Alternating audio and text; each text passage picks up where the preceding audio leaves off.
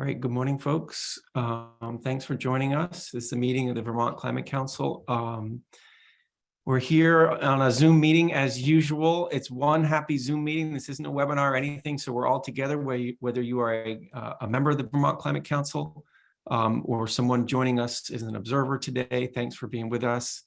As is our usual habit, if you are an observer, we ask you to keep your camera off and refrain from the chat while we are in the normal part of our meeting. We'll have multiple public comments sessions this meeting, and then we welcome for you to get your camera on and participate in how you like.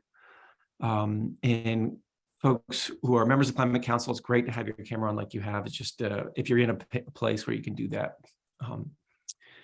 So let me turn it over to your chair, Secretary Klauser, to get us going today, and then we'll start in our meeting. Secretary Klauser, over to you. Good morning, everybody.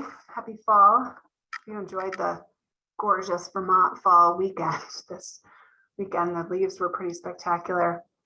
We're busy as usual today, so we'll jump into it. We have, first up is the review and approval of our last meeting minutes, which is September 12th. Then we'll have a just transition reflections from A&R, followed by budget recommendations. And at 12:40, we will have public comment, followed by a break.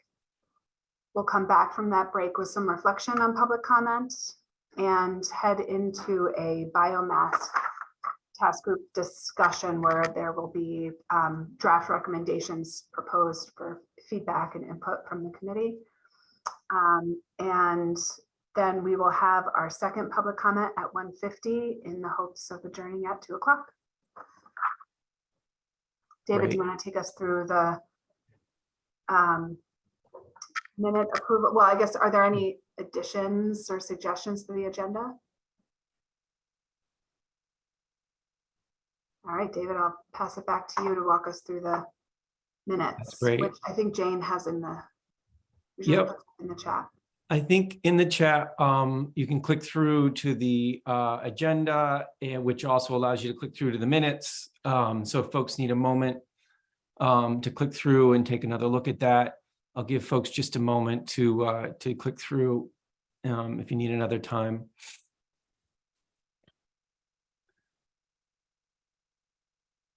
Would anybody need a little bit more time to look at these? Any concerns about the minutes from our last meeting as posted? Okay, I'm not seeing any concerns. So thanks, everybody. We'll consider those to be approved. I'll say one quick thing about the agenda that's a sort of slight modification in what's online and what Secretary Klauser walked through. I think when we get to the biomass section, we're probably not going to talk as much about the content of those recommendations, and you will hear from Liz Miller. I don't see Liz right now, about their strategy for finalizing that work, and we'll talk more about the process of that and less about the content because they haven't shared those with us just yet. But when we get to that biomass section, we'll talk about where they are and what we're able to help them with as a council right now. Okay.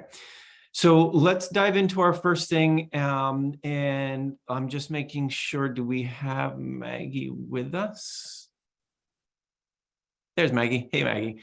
Maggie Gendron from A&R, the Deputy Secretary of A&R, is going to help us understand a little bit better the Justice 40 initiative that's coming out of the federal government, and the implications for Vermont and the next steps, and in particular, anything that might be relevant for this work of the council. So Maggie, let me turn it over to you to walk us through. This was a request that we got from counselors to understand better what this Justice 40 initiative really means for a body like this Climate Council. So Maggie, take it away. Thanks for joining us.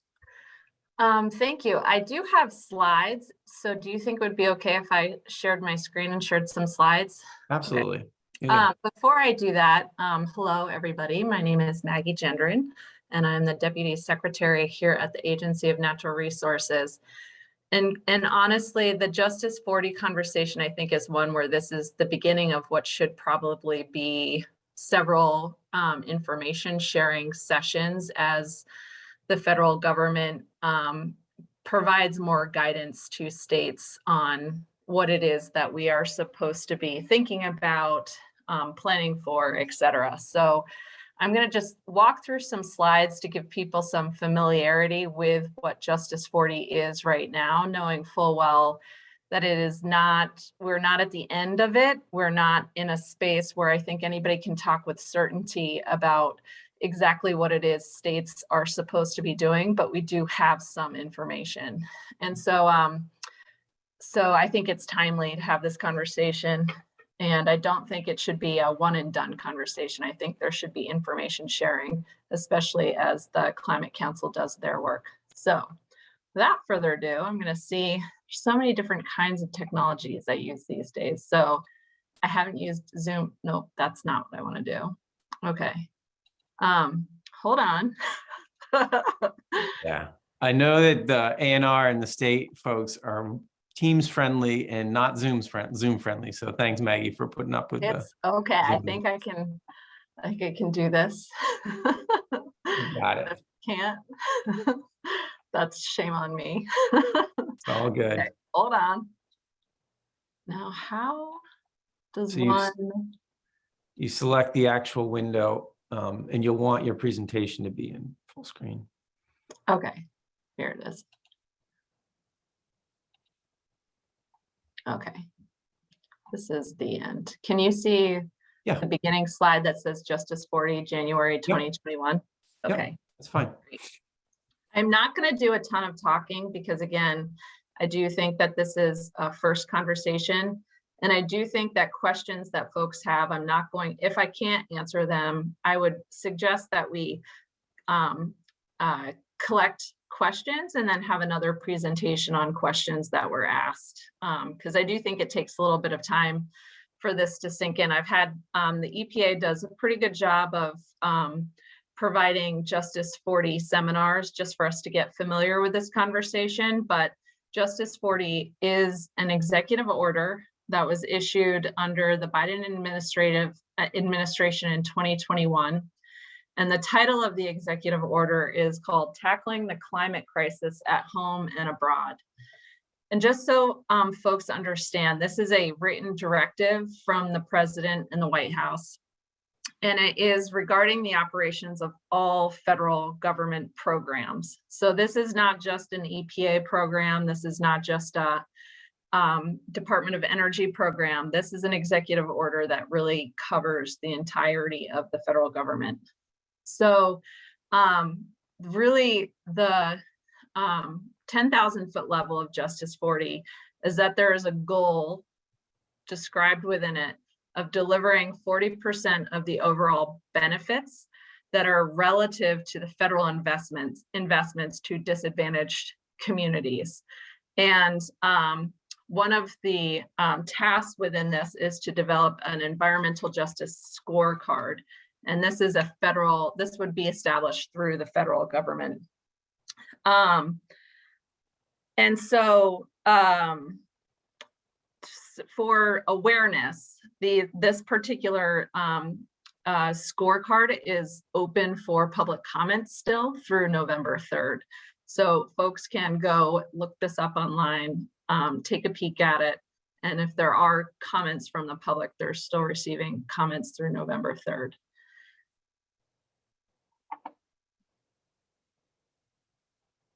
So we did receive some interim implementation guidance. So there are a couple of pieces of this that are important to understand, which is disadvantaged community. There is not a definition currently from the federal government that is one definition of what disadvantaged community, what we should all be looking to. That is currently in development through the federal agencies. There's also covered programs and benefits. there's a list of programs and benefits that have been identified, also has been published online. And federal agencies will establish a methodology for calculating the benefits that flow from covered programs into disadvantaged communities. Again, with the goal of 40% of federal spending to be flowing into what will be defined as disadvantaged communities. Federal agency heads, so secretaries, et cetera, will be responsible for reporting the data they collect back from states through the scorecard that I previously talked to, which is open for public comment until the 3rd of November. And then under the covered programs, there are 6 pilot programs that the federal government is participating in trying to provide some of this guidance to states through the infrastructure investment dollars. And so those 6 pilot programs are identified here. It's under the Drinking Water State Revolving Fund, the Clean Water State Revolving Fund, the Reducing Lead in Drinking Water. There's the Superfund, Brownfields, and Diesel Emissions Reduction Act program. And so with each of those programs, the federal agency is responsible, which is EPA in this case, is trying to provide states guidance of how to direct the federal investments into their communities. And we are currently in a space where our program staff are working with the EPA to understand what that looks like, how we communicate that, and then how you report it back. So for ANR in particular, again, I'm providing this as an overview, but ANR is not the only state agency impacted because the executive order covers all federal agencies. But within our purview of the programs that are covered under this executive order, we've got 73 within the EPA, 17 within Forest Service, 11 under Fish and Wildlife Service, and the Department of Energy has around 146 programs. The only programs that we've received minimal guidance from thus far are the 6 pilot programs that I mentioned. And I think there are some important takeaways, but before I go there, I'm just going to talk about the environmental justice law, because one of the takeaways that I want to bring here is that we're definitely going to have room to come up with a singular approach to how we are thinking through some of the tools we have available to us, whether it be the EJ screening tool, there's the climate justice screening, the national, it's called CJUS, Climate Justice Environmental Screening Tool.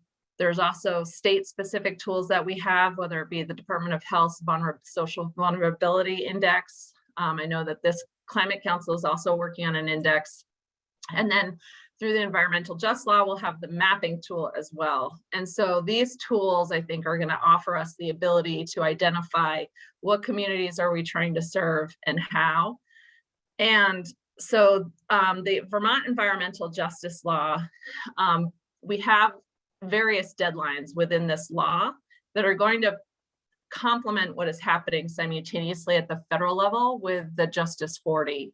And so I think that's something that's really important to talk about, is that as we're having conversations, whether folks are talking to Justice 40 and what does that mean, or folks are talking to environmental justice in particular, what does that mean, or climate justice and what does that mean, is identifying, if you're using the term disadvantaged community, identifying where is that term defined? Is it defined in state law or federal law? How are you using it? And what is the outcome that you're trying to produce by using it? And I think that will help, especially as we're transitioning into a new language and becoming familiar as agencies, both federal and state, in terms of how to apply this kind of toolbox to our communities to make better and more impactful outcomes for our communities. I think it's just being specific about definitions, how we're using them, and why we're using them is really important.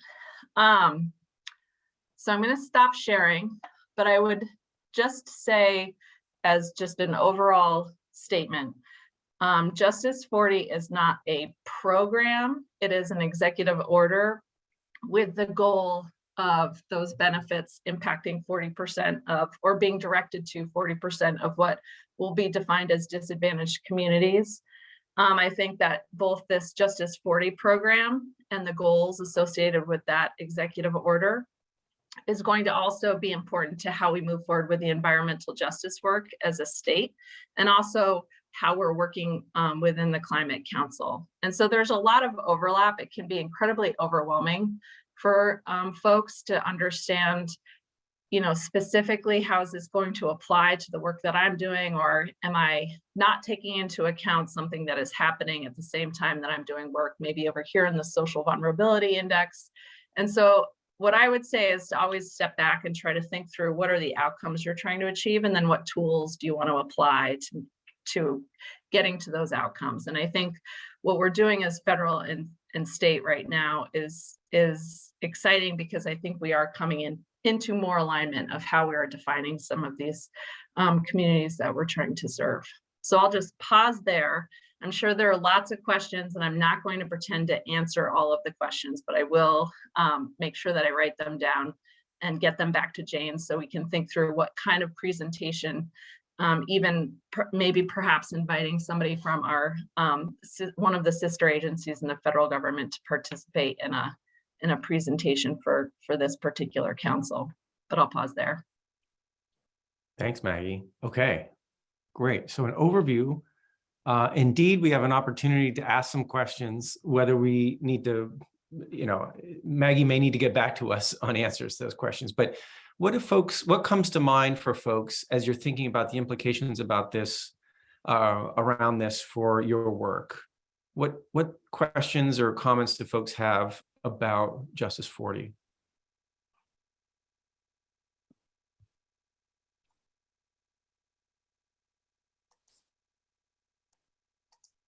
Sue? Well, I think there's more we don't know than what we do know, but I am curious if you've examined kind of where there may be discordance or problems between the recently passed EJ bill and even in the definition sections, for example, because some of those things emerged out of our work and connect to our work, particularly in the Just Transition Subcommittee. And we don't have to get into the answers now, but that would be of interest to our committee if there are challenges that maybe we should try to iron out between federal and state. Thanks. Great. Thanks, Sue. Are there other questions folks have?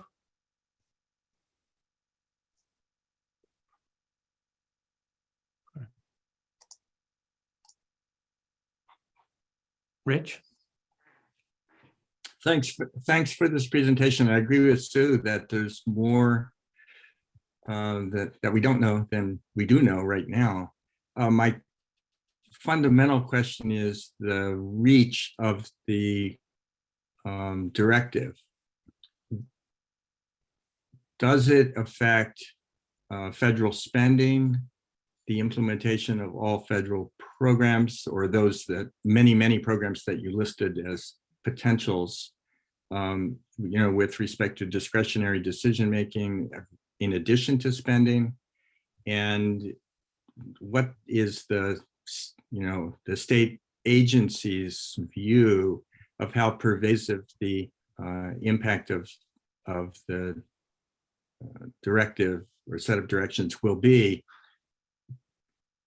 since federal spending ends up being a part of a lot of different state programs? Yeah, thanks, Rich. Yeah. I think the important piece there is we don't know yet, because there's still, it will not impact every federal program, but it will impact the programs that linked in the PowerPoint, which I'll share with Jane after this to provide to this group, is the covered programs as indicated are the programs that will get direct guidance from the federal agencies to the states on how to implement. I think that the places that folks are having the most conversations right now are what tools do you use to understand what does 40% of any state mean? What does the definition of disadvantaged community mean for states, and how are you identifying it? And so those are still huge pieces of this puzzle that are being discussed at the federal level. Thanks, Maggie. Catherine? Thanks. You touched on what my question is related to, and that's the measuring of this. We have so many challenges in our state with measuring because of the reliance at the federal level on the American Community Survey and its unreliability for actually measuring what's going on in our smaller communities. Has there been any discussion about flexibility of measurement tools at the federal level? There has, and I think that there is a want to allow for flexibility for states to use some of the tools that they've created, especially, I'm operating in the environmental justice mindset right now, but in that mindset, the EJ screening tool was not applicable for a lot of the smaller, more rural locations in the country. And so there was flexibility provided around that tool. And so I think there's a want there, and that's been expressed. Again, there hasn't been a clear directive yet from federal guidance, but I would assume that they would allow for that, but I don't know for sure. Thanks. Jared? First, thank you, Maggie, for the presentation and overview. The first question that comes to mind for me is primarily a clarification question. Is Justice 40 intended that 40% of federal funds allocated to states would go to disadvantaged communities within those states, or that 40% of the overall federal budget would be going to disadvantaged communities? And the reason I ask that is because, there's as we know, looking at national data, the presence of disadvantaged communities, whatever definition we use, if it's income inequality, if it's racial inequality, it's not evenly spread across the states.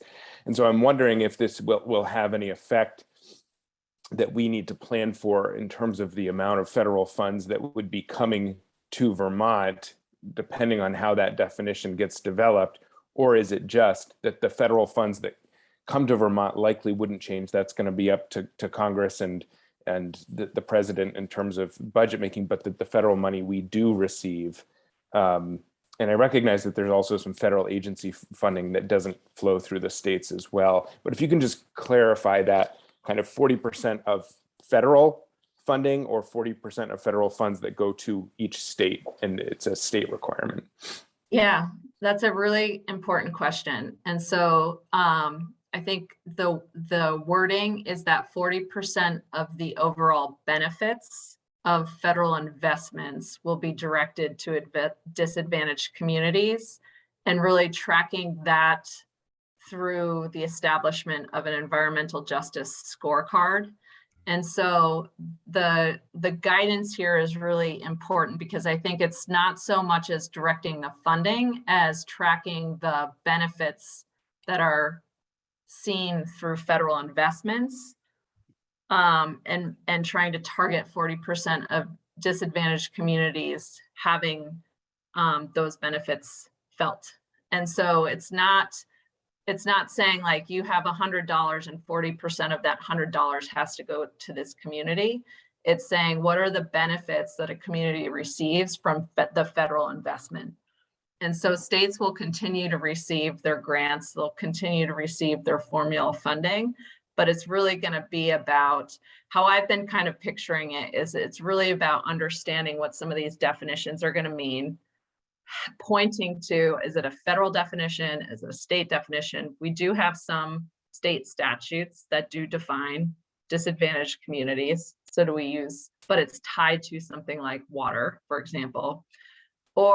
And so then it's also then saying, what do we consider to be an investment and a benefit to that community? And then starting to track that and have some performance. And so I actually do think it's a good complement to the Act 154, which is the environmental justice bill, is the environmental justice bill also has a directive in there where the covered state agency is under that program are starting to track kind of what their benefits felt in communities are. So I know it's a nuance, but it's an important one.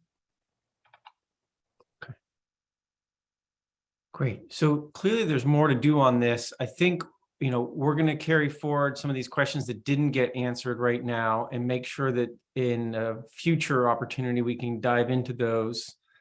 And Maggie, maybe take you up in a future opportunity to organize a call with someone from federal agency as well, as this gets clearer. Okay.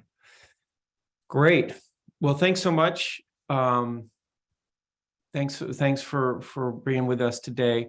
Let's go into our next piece, which is the budget recommendations that you all as a council want to put forward to the legislature and the administration, the governor. Here, that material was sent to you as a council last week, middle of last week, and we're very hopeful that you all as counselors got a chance to read through the thoughtful work of the subcommittees. Our process today is going to be the following, or at least I'll suggest it's going to be the following. I think we want to give a moment for subcommittee leads, whether it's co-chairs or counselors that are on subcommittees, just to walk us through quickly the logic. We don't have time to do a super detailed read or walkthrough of each of these things, but just walk us through the logic of these proposals that came in from the subcommittees. So we'll go through those 4 that came in, and plus cross-sector will explain their thinking as well, even though they don't have a specific proposal. Then, after we've walked through it, and maybe there'll be some clarifying questions from you all, I want to think about how you want to transmit all of this up. And my supposition is that what you really want to do as a council today is think about what the key points are on the cover memo that you would send up that would then attach these things that are coming out of the subcommittees. You may choose to do something else, but that's my suggestion. Is what we'd work on today is what are those headline messages you want to say in addition to attaching these underlying documents that are coming out of your subcommittees. If you want to do something else, if you feel like you need to change something that's come out of the subcommittees, that's okay too. But my assumption is that probably what's going to happen is you're going to say, okay, interesting work out of the subcommittees. Here's some thoughts I have on it. This is what I'd like to see in a cover memo coming from the council, and it will attach these documents to support it. Okay, so that's my suggestion about how to handle this conversation. And regardless, it's going to start with walking through what these recommendations are and doing a quick sort of explanation of the logic that went in and the content that's in there. They're all posted online as well. If you're following along our meeting right now, all of these recommendations coming out of the subcommittee are here on the main agenda page. Thank you, Jane. Perfect. And they're listed there. And so I am happy to just go through each of them.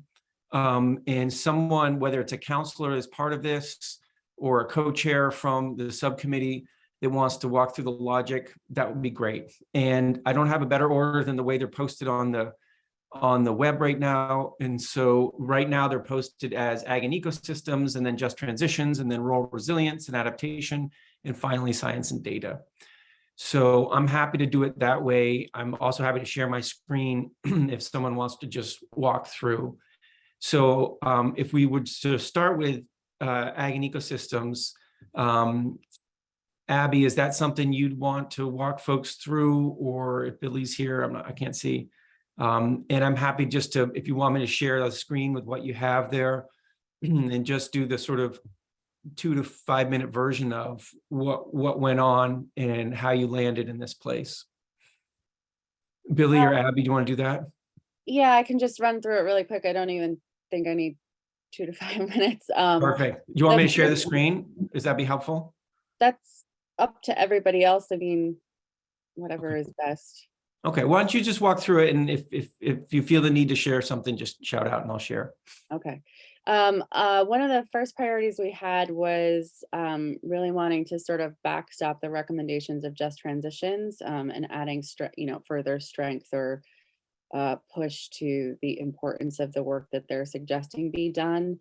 And then additionally, we didn't come to a full consensus as a subcommittee as to the way that our recommendations are worded, but we did have a majority vote that brought these forward. The thinking being that due to the legal requirements within the GWSA dictating that monies tend to be spent based on direct carbon emissions reductions, that some adaptation and resilience work might be less likely to be funded because of those legal requirements and the fact that there aren't the same legal weight to some of the requirements or thinking behind adaptation and resilience. And so trying to think about some of the more important programs that could have some extra budgetary capacity added to them that already have a good working base on the ground and could just use a bit more resourcing to try to have some more impact for that kind of boots on the ground work in our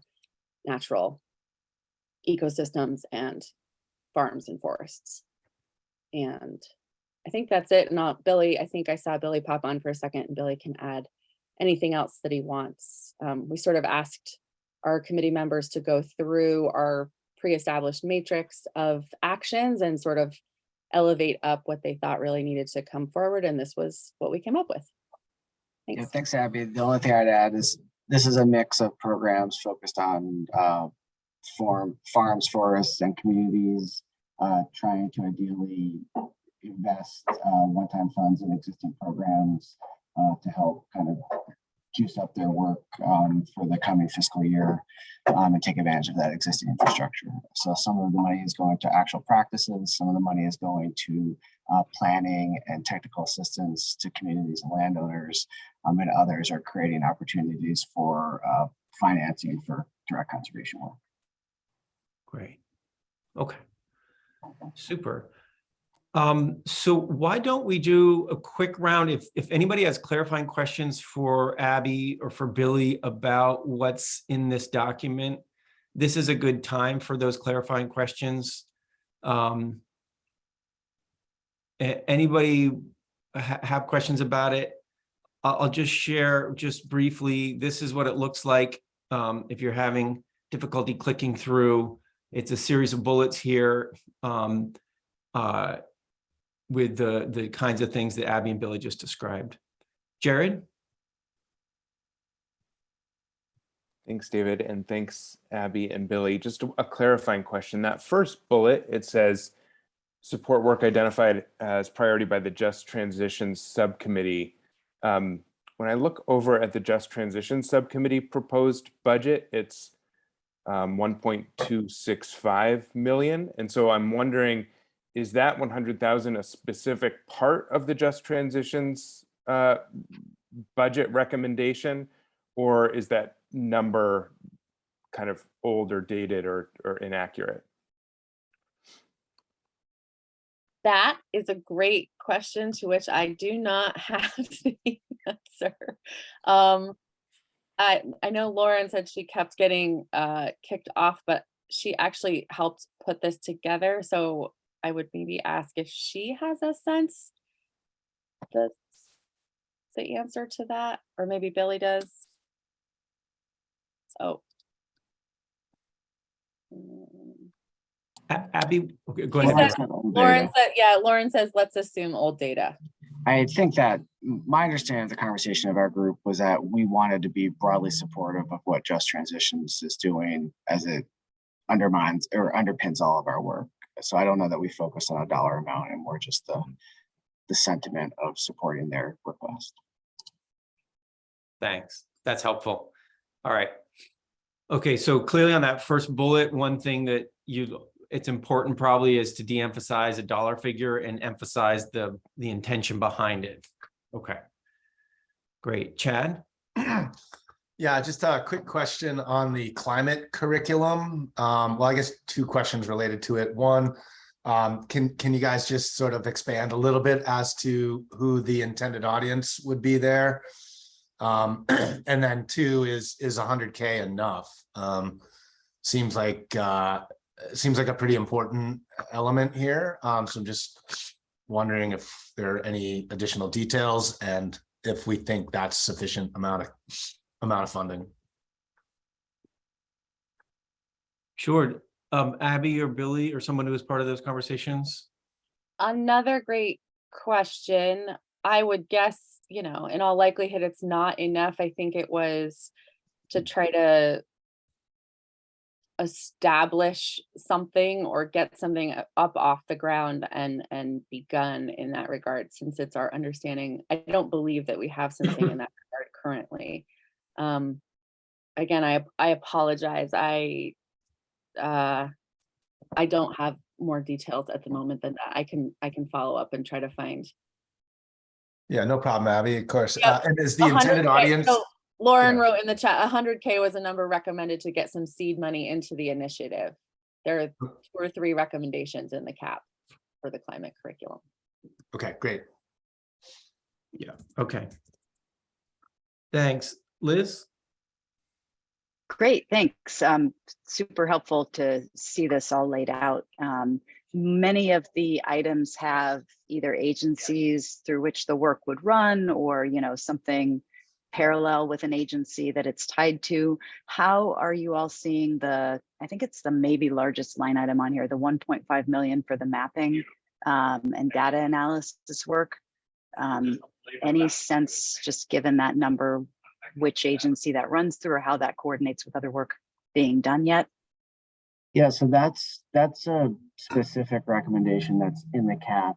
And I think largely that would need to be a conversation amongst the land conservation community, both private and public in Vermont, because the intent is to look at our existing portfolio of conserved lands and do an analysis of opportunities for restoration. So I don't know that we concluded what the best entity for that was. I think if there was interest and traction in that recommendation, it would probably be some mix of land trusts, state agencies, and others that would have to figure out what that framework would look like.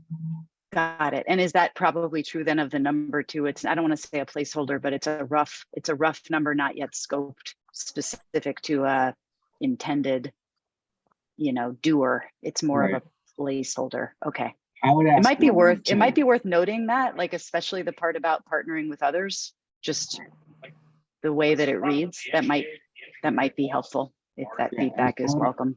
Lauren, who kind of graciously took the lead and kind of drafting these for us, I don't know if you have a better sense of the number. I know that was something that you and David and some others had recommended. I'm going to try to speak. Can you all hear me? I keep Yes. getting the, Yeah. okay. Yeah.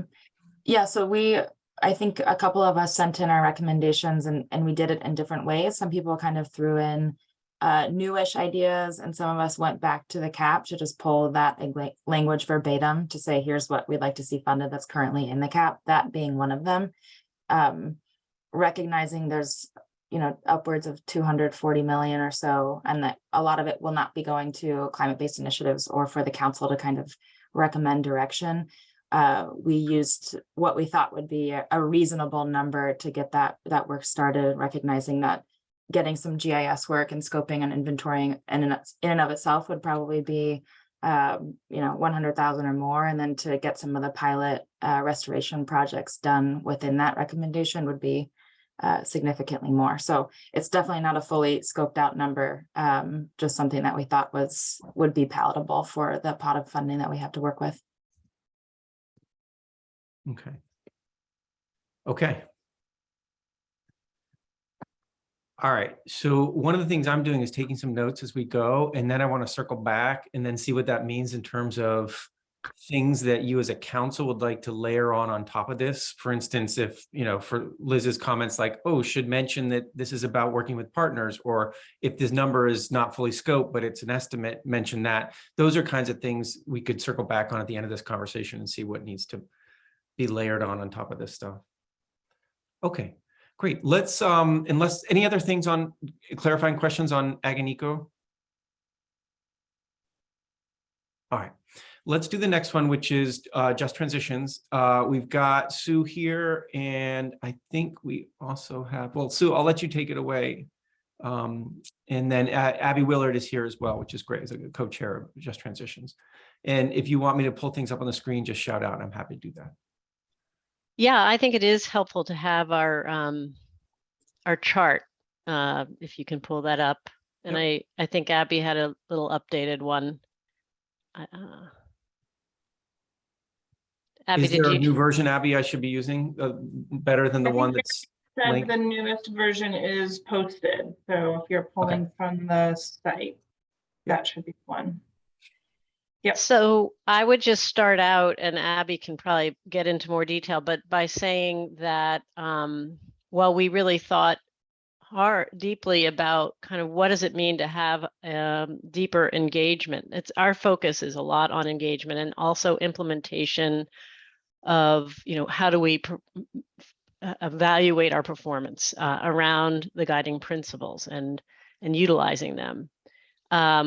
But a big part is around how do we expand upon our efforts to truly have more equitable engagement. And if you think back to the amount of effort that went into, and frankly, in a traditional sense, a lot of response to our CAP outreach and engagement. A lot of people came, a lot of people involved, a lot of comments, but very, very little new voices at the table. So we believe we need much more investment in that because it takes time and it takes concerted effort and consistency to actually build trust, which is really broken in a lot of cases.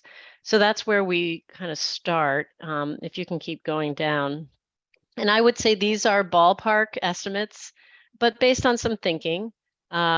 We also really want to emphasize the need to compensate participants. And this is probably the hardest thing. We've tried to even just truly compensate adequately or more adequately the people on this committee or council, and especially our subcommittee members who are asked to do even more in task groups. And it's difficult, and it's going to be tricky to think through, but it's essential that it is included. We wanted to, continue thinking about our marketing and communications. I think we envision this, and Abby, help me out if I'm wrong, this really coordinating with our climate action office, but thinking that new constituencies, disadvantaged communities who haven't been at the table may need different kinds of marketing. We've thought about videos. We've thought about a different way of communicating that may be unique and diverse. Go ahead on down. Is there one more piece? And even in translation services, which we believe the ANR is really expanding as they are required to do, and every agency of state government, but we want to make sure that the many languages now as a part of our state are truly available. And I'm just going to, we keep going. We had the thought that we want to think more deeply also about how to bring greater generational engagement. I like that term, youth and elders, into this conversation.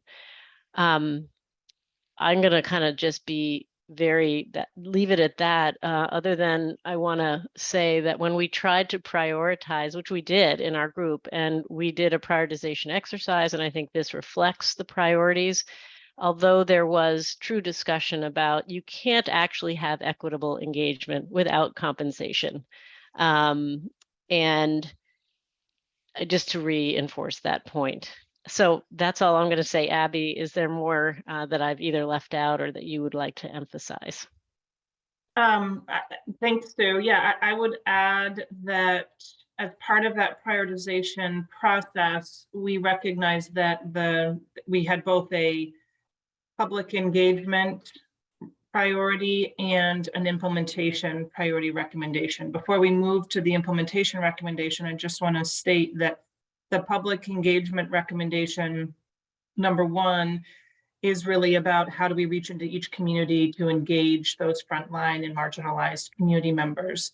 But as Sue was saying, that $400,000 kind of placeholder cost estimate is really larger than that, because for that public engagement work to happen, we absolutely need to have the compensation, the translation services, and the communications and marketing. So it's really, an over $665,000 priority need, because they're inextricably linked to be able to have those support components to do the adequate public engagement. So as Sue said, we did do the prioritization exercise, but everyone was very clear that we have to incorporate translation of documents. We have to have stipends and per diems that are appropriately compensating for the engagement, the contributions, and the expertise. And we need to look to different forms of communication, so like videos or social media. And that while it would be in alignment with the Climate Action Office, it would also likely require engaging with community organizations that are already established and have a relationship at the community level, who are most closely connected to the frontline and marginalized populations. So that's all that I would add on the public engagement recommendation. And then the implementation priorities, the first priority was really focused on training around the guiding principles. And so we talked about this at your last council meeting when we presented kind of the first draft of this chart before it was kind of encapsulated into the larger memo. And this item we shared is really about offering training and coaching to the state agencies that are developing programs, to the legislature that's drafting policy, and kind of speaks to the purpose and the function that the Just Transition Subcommittee sees itself, which is sort of playing this important kind of liaison role of, engaging other subcommittees and other groups in understanding the guiding principles, which means we could go to other places where the work is happening to ensure there's an equity lens being considered when reviewing and establishing new programs, as well as inviting others to come to us and share kind of what they're proposing, and have an opportunity for the Just Transition Subcommittee to provide input and perspective as new initiatives are being considered. So I think that speaks to the top priority items within the implementation. I think this is sort of the action opportunities is a kind of a general category to ensure that funding is more community-led and very accessible to our frontline populations. So this would be, going into individual communities and facilitating demonstration projects, whether that's community gardens or, other greenhouse gas mitigation projects, I think was imagined in this action opportunity section. Great. Okay. Super. So I'm happy to pull that back on the screen whenever. Thanks, Abby. Thanks, Sue.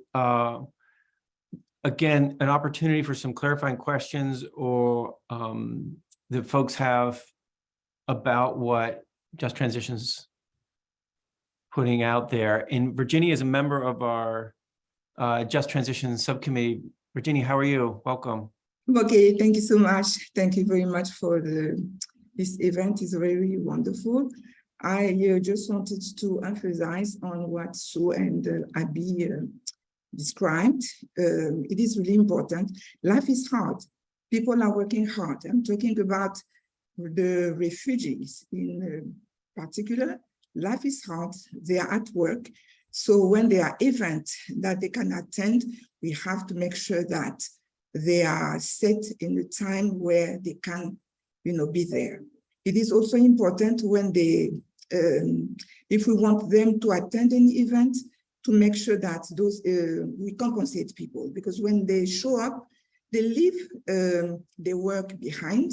So there was an income that is lost. So it is important that we can provide that income to them. for them to encourage them to attend this event. It is also important to talk a language that they can understand. It was also important to attend community event that they organized. We just had a Caribou fashion show that was a community building opportunity that could have been attended. We could have set time for folks to lead a message. And oh, I'm connected to my computer. I'm losing my power here, sorry. Okay. We still have you. So it is important that, you know, we take advantage of community community gatherings to lead a message. You know, people are accessible to people want to learn. People, a lot of time I feel like the foreign community is seen as an issue, a problem, which is not. People demonstrate that they have a lot of resilience, you know. So we have to take advantage of the fact that people are here, they are willing to learn. We also have to acknowledge that, you know, learning to live in a new environment is hard. So sometimes when we think that it's really challenging, it's really hard to get with this community, let's get back and get our feet in their feet. Say, okay, let's put aside that I am an American born and let's get myself in the feet of these people, and you will realize that it's not easy. Sometimes, and I can share my own experience. For many, many years, I only felt comfortable when I was going back home, because when I was getting out of my house, it was the adversity in everything, in any system. So that's what these people go through. So we have to understand, we have to help them. That's and really you know, we are in this together, and an initiative that does not incorporate the perspectives of the marginalized communities is not going to work. Thank you. Thank you, Virginia. I'm so glad you're here to share that. In that spirit, are there questions or comments that folks have about what's being proposed here by the Just Transitions Subcommittee?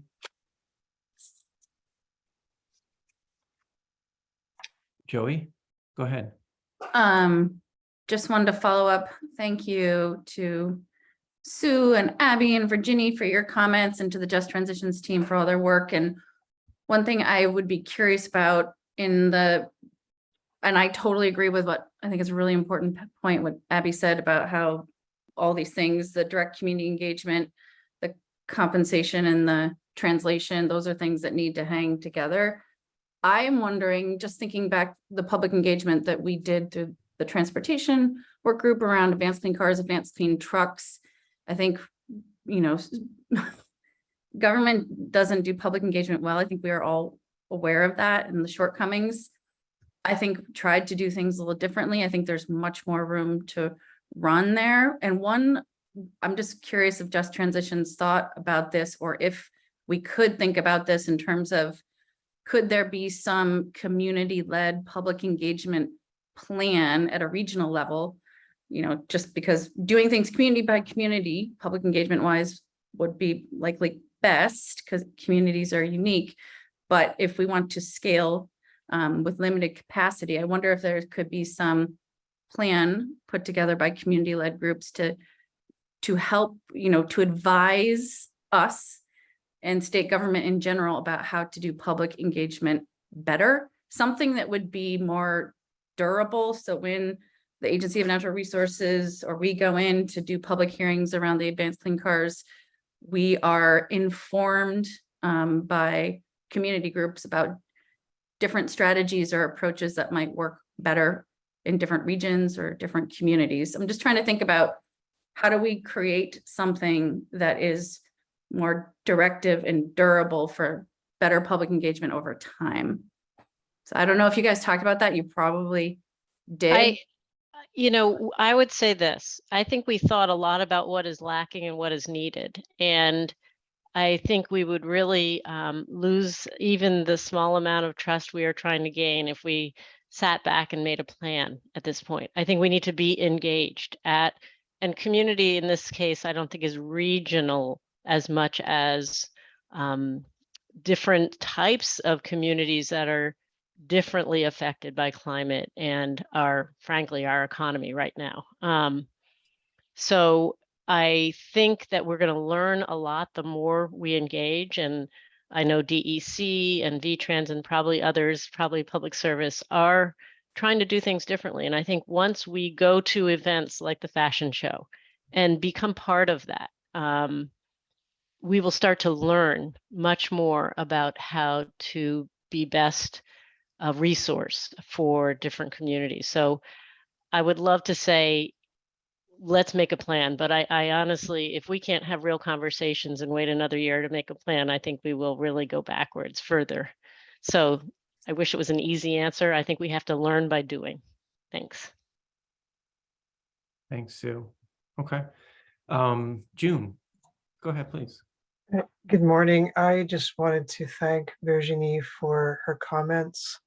I am not on the Just Transitions Committee. I'm a counselor at large. And I just wanted to mirror back to you, Virginie, that I heard you very clearly. And it seems to me that your concerns are coming through in the Just Transition Committee's work product. So it's kind of like stereo. And that's a good thing because it means that the committee is hearing you. And it means that the time that you've taken today to address the council at large is time well spent. I wish with all my heart that I could assure you that we can meet everything at once or a large part of it, but I hope you will take my assurance that what you are doing and the courage you've shown in coming to address us is not in vain. It's very important for people like me who represent government and who are regularly told they don't do this well, that we hear from many voices, including yours, about the urgency of doing it better. So thank you very much. Thanks, June. Thank you very much. Appreciate that. And I'll just note as well that another subcommittee member, Mona, has been offering some similar comments in the chat. And thanks, Mona, for doing that. Okay. Abby? I'll just put in one last plug that please remember that there are frontline and historically underserved communities across the entire state, not just in the counties of Washington and Chittenden. Thanks. Great. Yep. Okay. So, Jared? Thanks, David. Just quickly, and thank you, Sue and Abby and Virginia and everybody for your work on this. This is not specific to this budget, but it's kind of just something to identify for future conversations. I'm trying to think about kind of timelines and planning and cycles of the different types of engagement and communication that we want to be doing across the state with different communities. And I am probably wrong about this, but in my head, I'm kind of seeing two types of engagement. One is around the actual creation of a climate action plan, which we did some of in the creation of the plan. And then, we can look ahead another couple of 2 years probably or so when that process will begin again. So there's the engagement and communication around developing a plan, but now we're in this period of implementation in terms of getting community input on how to design and implement programs that are broadly spoken to in the climate action plan, and then going to be implemented largely by state agencies in coordination with other partners across the state. But I'm just wondering, especially since like the budget we're looking at for this year is actually another year out, this question of how do our engagement and communication strategies kind of evolve and shift, going from those kind of implementation type conversations of implementation of the climate action plan and the programs that are in them, versus being prepared to update and develop a new climate action plan, because those are related discussions, but I think that they're a little bit different. And I just wonder if the committee has spoken about that, and how those, to me, it raises this question of like, you know, some of these funds, to the point you made, Sue, it doesn't work to kind of not be in communication with a community and then come in every 5 years or so. So some of these need to be ongoing, but there are probably likely unique funding requirements for implementation conversations versus plan design conversations that we'll just want to have an eye on as in future iterations of this process. Thanks, Jared. Yeah. Okay. I think let's go to the next subcommittee unless there's something else on this. And then what I want to do is, after we've looked at all four, plus have a quick moment with the cross sector, then let's circle back and see what we really want to say, or what you all want to say as a council about all this. The next on the list is rural resilience and adaptation. And again, I'm happy to share a screen if that's helpful. And who's here? Catherine's here. Yeah, unfortunately, Erica couldn't make it today, so I'll be speaking on behalf of our committee, and I do see some committee members here as well, so we'd be happy for their input after. I think sharing the screen would be helpful, David, because we only do have 3 recommendations. Before I jump into it, I'll just I'll use my floor opportunity to just say that I think the conversation that the Just Transitions Committee recommendations sparked around outreach and engagement make me really want to have this outreach and engagement as an agenda topic at a future meeting, where we can have some real conversation about where we're at and what we need to do, regardless of what happens with this budget proposal. So I'll just throw that out there as a request. Thanks. So the Rural Resilience and Adaptation Subcommittee is totally different space than the Just Transition. So we're having a complete shift in thinking here. So we took our instructions to come up with a few priorities. So we have 3, and to focus on 2-year funding, although you'll see with several of ours that the need for ongoing funding was recognized. We looked to the Climate Action Plan and the recommendations for action that are included in the plan and focused our efforts there. And we have 3 recommendations, all of which we believe are implementation recommendations. The first is that there is a real gap right now between the resources that are provided at the state level to implement the plan and the lack of resources at the local level to implement the plan. This first recommendation comes directly from the CAP, and it's to provide funding for regional planning commissions and municipalities to support climate resilience and energy planning and implementation. We are completing this municipal vulnerability index, and there's funding to educate municipalities about what that means, but there's no funding for municipalities to then figure out what do we do next. And so this funding would provide technical assistance specialists in each of the regional planning commissions, as well as a dedicated grant to municipalities to actually do the work to fix these vulnerabilities that are identified through the municipal vulnerability index and other methods. It will enable towns to help figure out where they should put the electrical vehicle chargers, how to do fuel switching for vehicles, how to do capital planning for climate resilience and adaptation projects, and actually get those projects done. So this is a real need. The CAP relies a lot on municipal actions to implement, especially in the resilience and adaptation space, but also in the mitigation space. And we just don't have the resources at the local level to accomplish this.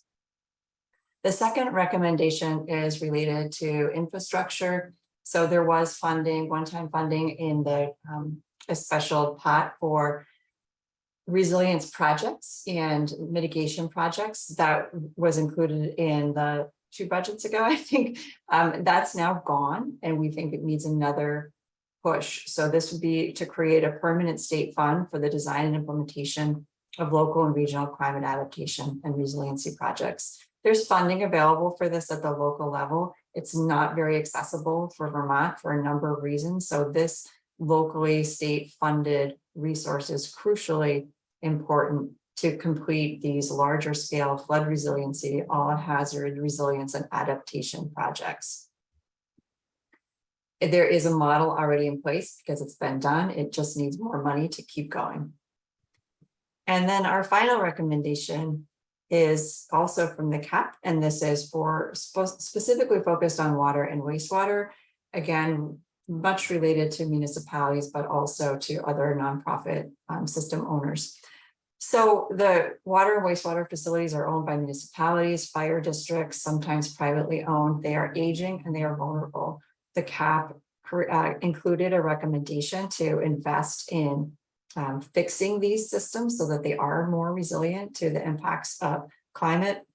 And this funding that we're recommending would provide technical assistance to work directly with those managers of these systems so that they can identify the vulnerabilities, plan for what needs to happen to make them more resilient and actually get the work done. Great. Okay. Super. Let me drop this for a second. I'm happy to pull it back up whenever needed. Any clarifying questions for Catherine and that subcommittee and their work?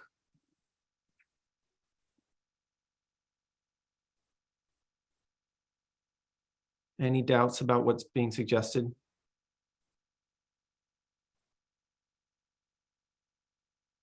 Okay. Abby? Catherine, do you think that there's enough requested for the last implementation tactic to which you referred, the wastewater? I'm just thinking about in our town, the amount of money that it would take to redo a system like that is something that's so far beyond our taxpayers, and what $475,000 wouldn't even begin to cover it. So I'm just wondering, is that an area, and you would know better if there are other programs that are already in play that this would tap into, but that's just the question that I had, is I know that that is a dire and pressing issue for many small and rural municipalities, and they do not have the resources to pay for the implementation of the projects, even if they've been able to assess that they do in fact need them. Absolutely. Thank you for that clarifying question. This funding that we're recommending is only for the assessment phase, because we were told to very much focus on 2-year funds, one-time things. So it doesn't include the actual capital costs of making those improvements. There are some funding sources that are available to operators through the A&R and the Clean Water Revolving Fund, some grants, some loans. I'm not sure that it's enough, but the identification of the vulnerabilities would help to answer that question. That's helpful. Thanks. Okay. Anything else around this? Super. Thanks, Catherine. That was really clear. Okay, science and data. Here we've got another document I'm happy to share. Who from science and data will be helping to walk us through this today? Hi, David. Megan's here. Megan. How's it going? Would you like me to share this document? That would be lovely. Thank you. Okay, great. So hi, everyone. I will walk through our recommendations. We had 3, I think, fairly straightforward ones. The first 2 stem from work that the Science and Data Subcommittee has been overseeing. This work is being implemented by the Agency of Natural Resources via our existing contractual work budget in terms of various pieces of analyses that were put forward in the Climate Action Plan to better understand our emissions. The first is related to a life cycle greenhouse gas emissions inventory associated with energy use in Vermont. And the subcommittee feels that it is prudent to plan for potentially some additional work from this existing project in the event that there are pieces of that analysis that require further and more, time-consuming investigation. And I welcome Jared to jump in here because he has a really good handle on specifically what these potential issues could be that require further investigation. But generally, in the process of developing emission factors related to the life cycle analysis of different energy use in Vermont, we anticipate that there might be a need to look further into biofuels in the thermal sector, and then also electricity generation from nuclear and hydropower. So we are proposing 125,000 associated with that potential additional need related to that project, which we are the original project is in the midst of contracting right now, and we hope that the contract will be executed by the end of this month and that the project will start shortly thereafter.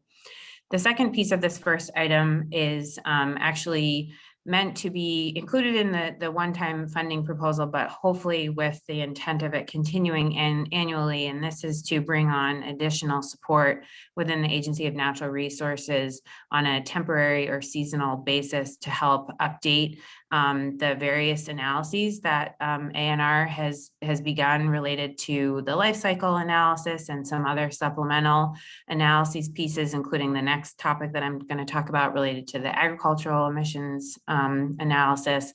So we're just recognizing that there's a lot more work going into our emissions accounting process every year. And this is due to some of the recommendations that were in the climate action plan and then some of our own initiatives related to this accounting. And currently we only have one staff person that's dedicated, not even on a full-time basis, to that inventory work. That's Colin, who I think you all are familiar with. And so that would be an ongoing need. And I'll pause there to see if Jared, you want to add anything. That's okay. If there's questions about it, I'll happy to later, but for sake of time, happy to. Okay, great. The next piece is the agricultural emissions analysis, which is also a piece of contractual work that ANR is overseeing. We, just like the first item, anticipate that we will potentially need further investigation analysis into this work. And this is based on our discussions within the task group of the Science and Data Subcommittee that has been looking at this project, and then also our own discussions with folks at the Agency of Ag that feel that this project is potentially underfunded and that we would need some additional funding to do a full exploration of the tools and methods and literature that's available to inform how we account for agricultural emissions in Vermont. And then the final item is, I think, closely related to some of the proposals from other subcommittees that we've heard related to data collection and public engagement. Ours has a little bit of a different twist, I think, in that we are specifically interested, and this has been informed by some new expertise in our subcommittee membership related to the social sciences and understanding communication surrounding climate change, risk analysis surrounding climate change, and human behavior really related to climate change information, and understanding, those pieces better so that we can better inform how we make policy decisions and how we inform policy decisions and how we analyze data. So that's just a really high level, I think, description of that, but hopefully our intent there, seeing what other subcommittees have proposed, is that this would be a component of a collaborative effort related to education, outreach, and data collection in our communities. Thanks, Megan. That's great. Yeah, there's more text on that one. Wasn't showing, but so let me stop sharing for a second. So you've got these three pieces. Any questions for Megan and Jared and other folks on the Science and Data Subcommittee about these recommendations. Any thoughts on that?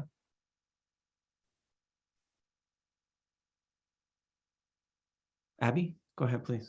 Sorry. Okay. One, I'm really excited to see the third recommendation. I think that's really great that you're thinking about looking into the more social science aspects and human behavioral aspects of this. And I also just would request that anything that we're doing that's moving deep into the assessment of biofuels, that myself or somebody else from Ag and Ecosystems be included in that discussion. Biofuels is a really complex topic, as we all know, and the agricultural community has not been involved in it thus far, and it's really important that we are. And so that would just be my request in that realm. Thanks. Thanks, Abby. Other? Yeah, I'll just say Go really ahead. briefly in response to Abby that in developing those two analyses, Abby, we have done a review with the Ag and Ecosystem Subcommittee of those RFPs and those projects. So definitely taking into account those perspectives. Thank you. Other thoughts, reactions to what the science and data folks are putting out there?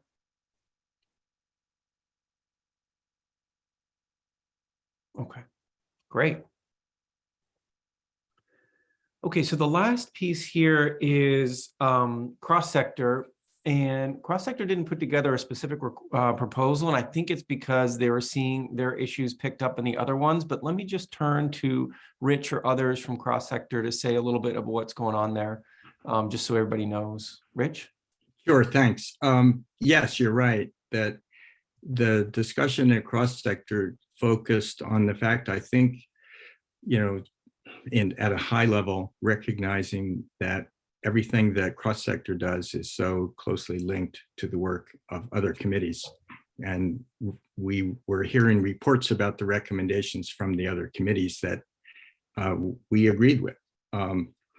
We focused principally on process issues in our conversation, and what we've seen today reflects a lot of really good thinking about process. So I'll circle back to that in a second.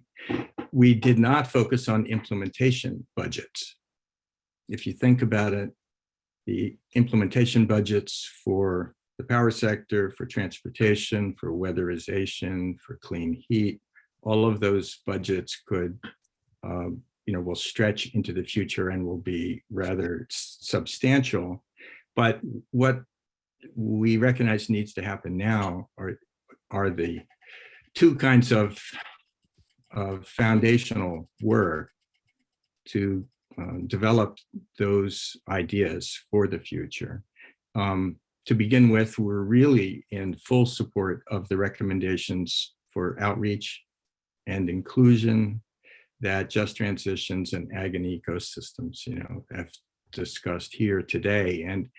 And personally, I think this is just speaking for me personally. I thought that Virginia's comment was powerful and really important as a guide for that outreach.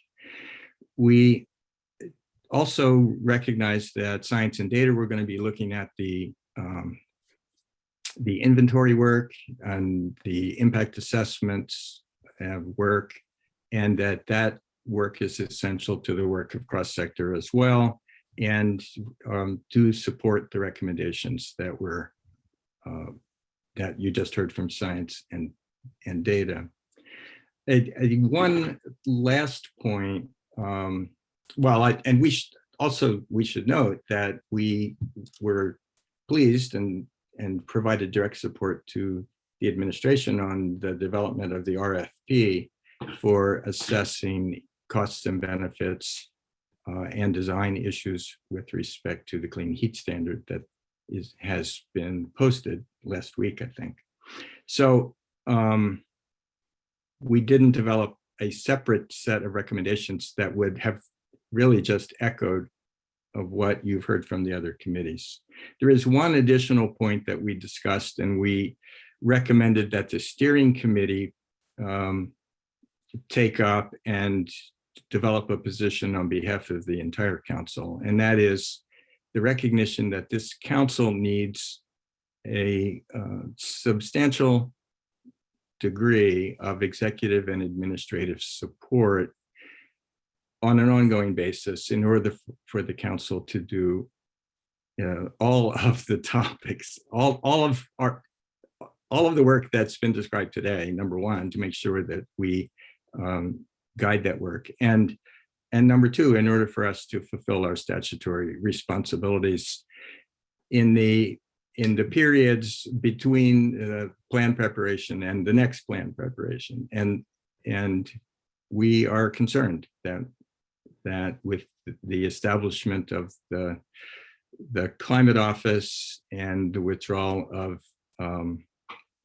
important supports that we've been receiving during the last 2 years, that we will be understaffed. So we recommend that the steering committee take that topic up and be very clear about it with the administration and potentially the legislature.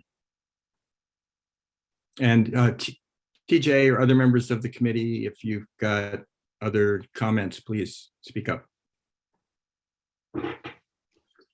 I think you covered it great. Thank you, Rich. Nothing to add. All right, any feedback to what's going on in cross-sector and how they're supportive of these other pieces? I will say though, Rich, that last point you made, is that something that you're hopeful is included in, for instance, like a cover memo that comes out around these funding requests? Yes, indeed. Okay. Thank you. Great. Okay, Jared? And I would just note for folks who weren't able to be at the steering committee meeting, I brought that issue up. I think others are also focused on it.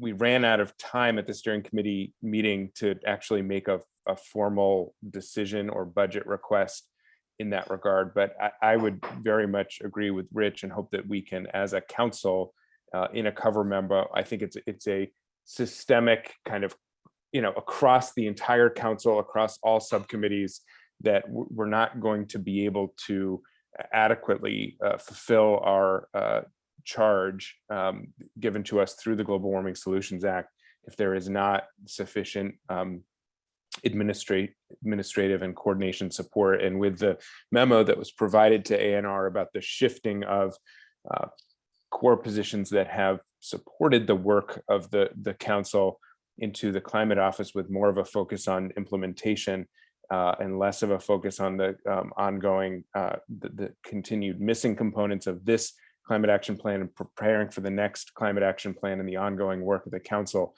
I want to make sure that we, at least at this meeting, take the time to pause and have an affirmative support for the staff positions that had previously existed dedicated to the council's work, continuing going forward, even if those people are not the same. Okay. Thanks, Jared. Bram, good morning. I would just add, in support of that, my experience from the last subcommittee meeting in which I took minutes. It's hard to take minutes and participate fully at the same time. And reconstructing minutes after a meeting from the video takes a long time, and it would be helpful to have help. Thanks, Bram. Okay. So this is a good moment, particularly with these comments as a segue. It's a moment to think about what you want to do. Before we sign off today, we need a plan in place about how to express these budget priorities to the legislature and to the administration. What's been said already is there will be a letter, similar to what happened last year, a letter that goes up to the governor, goes up to the legislature from you all. Jane's offered to do the mechanics of doing that letter and making sure it gets out there. You all need to figure out what that needs to say, and that's today's job. At the top of the meeting, I mentioned that I thought one pathway is you all saying, here's what we got from our subcommittees, we like it, and here's some key ideas that we as a council want to put into this cover memo that goes into it. If that feels like a good pathway forward, let's try it. Let me just confirm though with everybody here, does it seem like a good pathway for you to say, here's all our work from our subcommittees identifying budget priorities. Here's some points that we as a council want to make, and that's the way you're going to do it, and send it up as a memo with the attachments. Does that seem like a good way forward? Does anyone have a better pathway or have concerns about what I'm suggesting here? Does that work? And if that's the way, then our job right now is to figure out what that cover memo says, right? What are the highlights of that cover memo? Kelly, go ahead, please.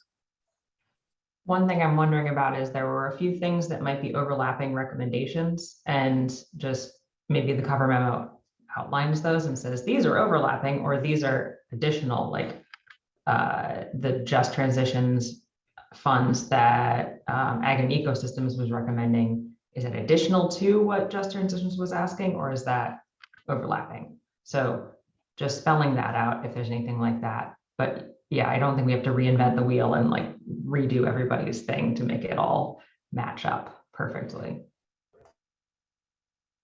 Thank you, Kelly. Yeah, and I think that is one thing. And I would also put out there the possibility of some minor adjustments if folks are okay. Like for instance, on what you just mentioned, Kelly, the dollar figure that's in the Ag and Ecosystem, maybe that just goes away. If Ag and Ecosystem is good with that, to address those sort of like coherence issues you're mentioning. Yeah.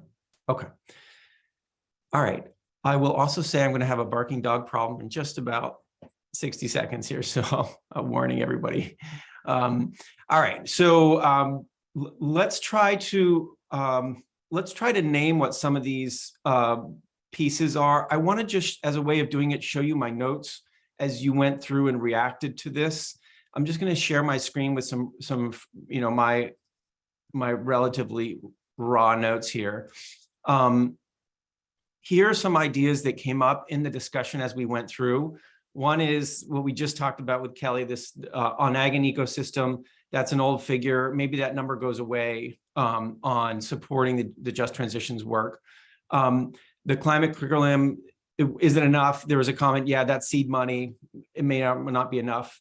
But I think there is a bigger question here. If we want to signal some of these numbers are more fully scoped and others are not. And so maybe there's some qualifiers that get put in there in terms of amounts. And also about the mapping piece, about whether we need to flag more about how this is going to involve partners, and it's not entirely clear who the actual implementer is on this, right? So that's what we heard in Ag and Ecosystems. It may involve some very minor changes to the document itself, and also you could flag it up in your memo. Hang on just one second.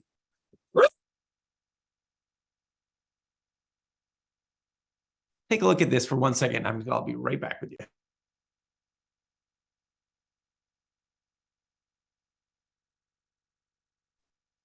Mondays are hard here at home. Okay, so Just Transitions, there was a comment about, should we think about developing some kind of plan around this? And Sue came in saying, I think we need to learn by doing, and we need to be out there doing things. There's a comment around timing and sequence about how we want to signal like we're in a period more of implementation of an initial climate action plan, and that requires a certain kind of engagement. And there may be a different kind of engagement and different kind of funding once we transition back into updating the climate action plan in the coming years.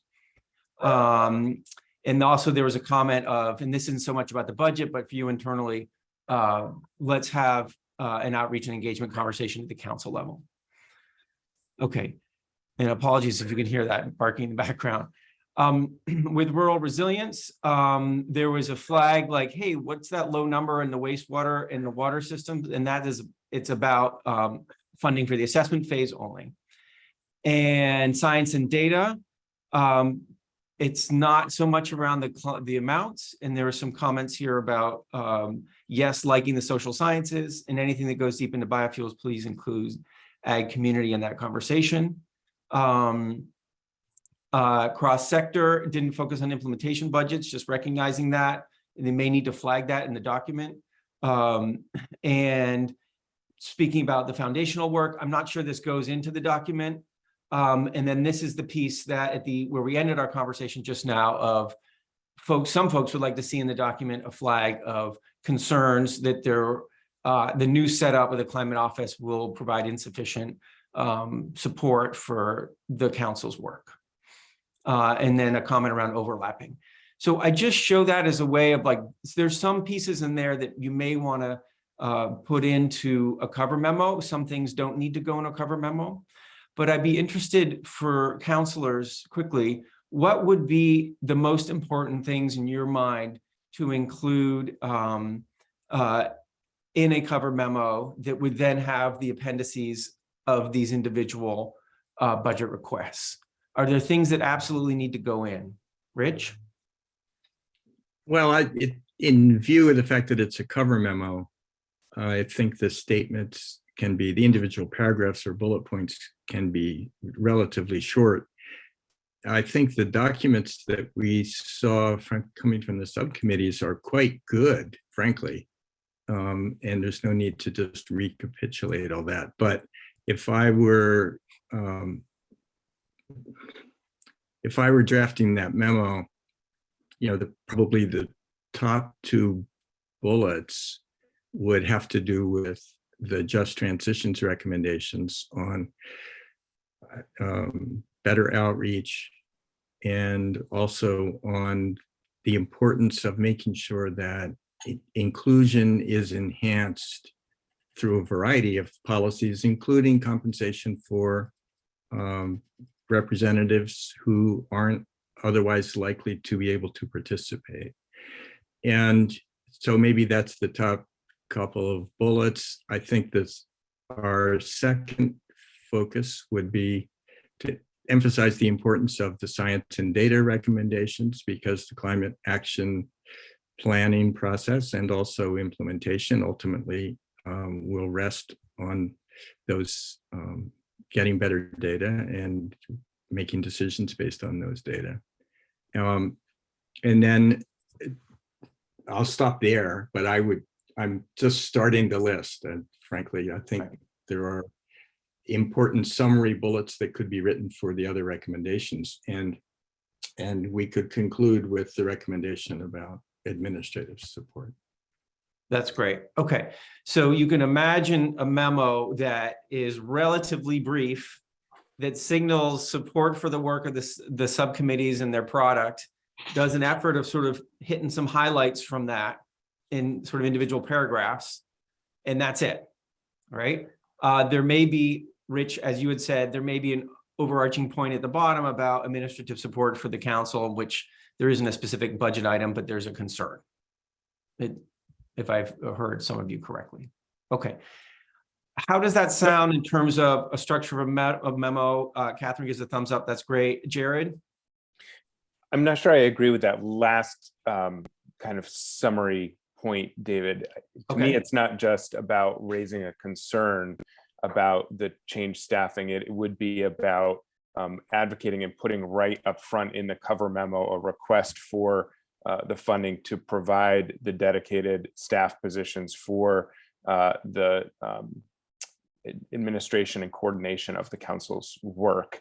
And so I think that needs to be tied to a specific position or positions and budget number. We don't have that information. A&R has that information. I think probably the clearest way to do that would be to take the two existing positions of the GWSA director and Marion's position and include having those funded going forward, even if those two individuals are moving to separate positions in the climate office, not directly and to the same degree supporting the ongoing work of the council.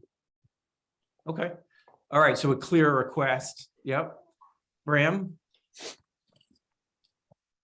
Jane and Marion have clearly created a dependency by the good job they've done, because everybody's panicked at the notion of their disappearing. Yes. I would just, one relatively minor point on the subject of different kinds of outreach being needed for planning versus the implementation phase.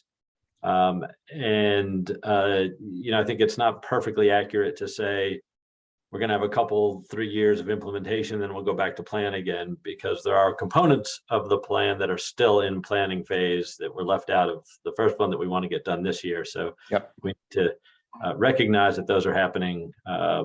Different parts of the plan are at different stages and they're happening at the same time. Right. It is a little bit more mixed up. Yeah. Okay. Secretary Moore?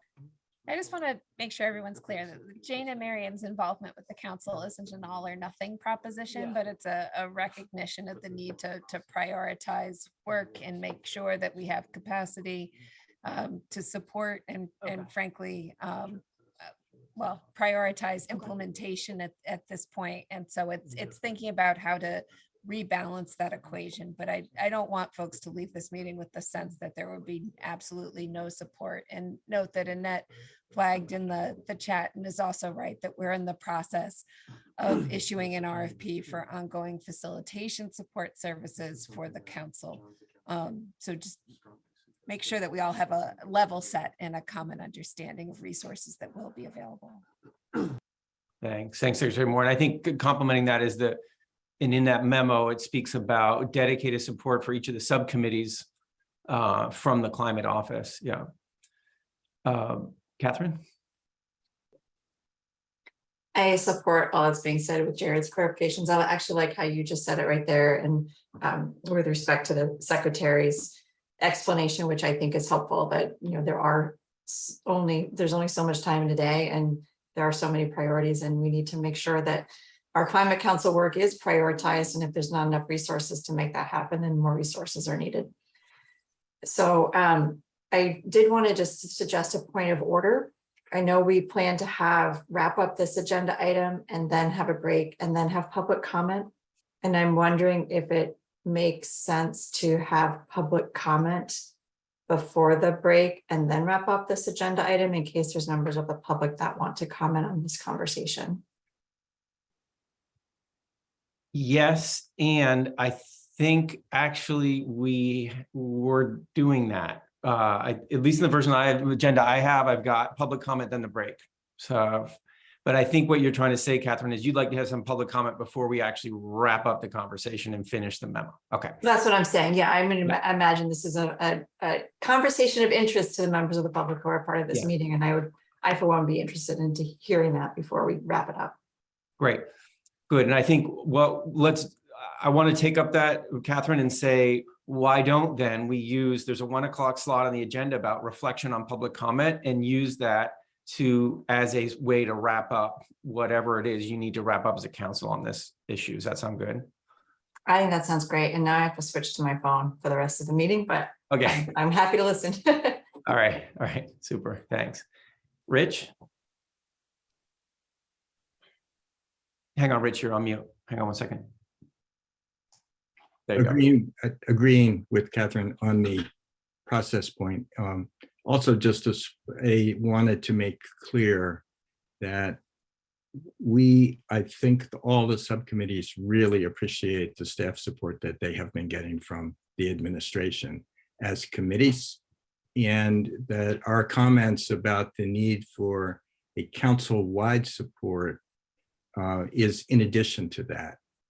And in part because one of the things that we've learned over the past year is that it's essential to facilitate strong communications and flow of information and updating across the committees.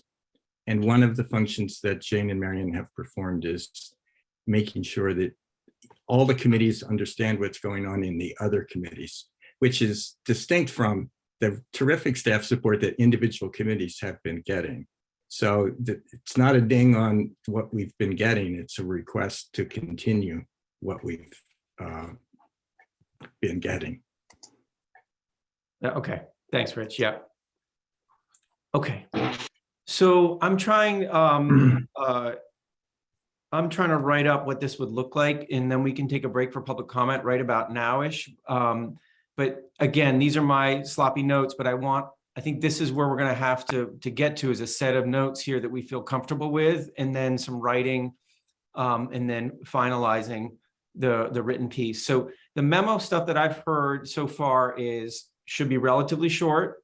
should signal support for the individual documents that we've received and attach those documents, have a handful of summary paragraphs that really highlights some guts of those documents, an emphasis on how the just transitions and engagement and related pieces are fundamental for the whole process.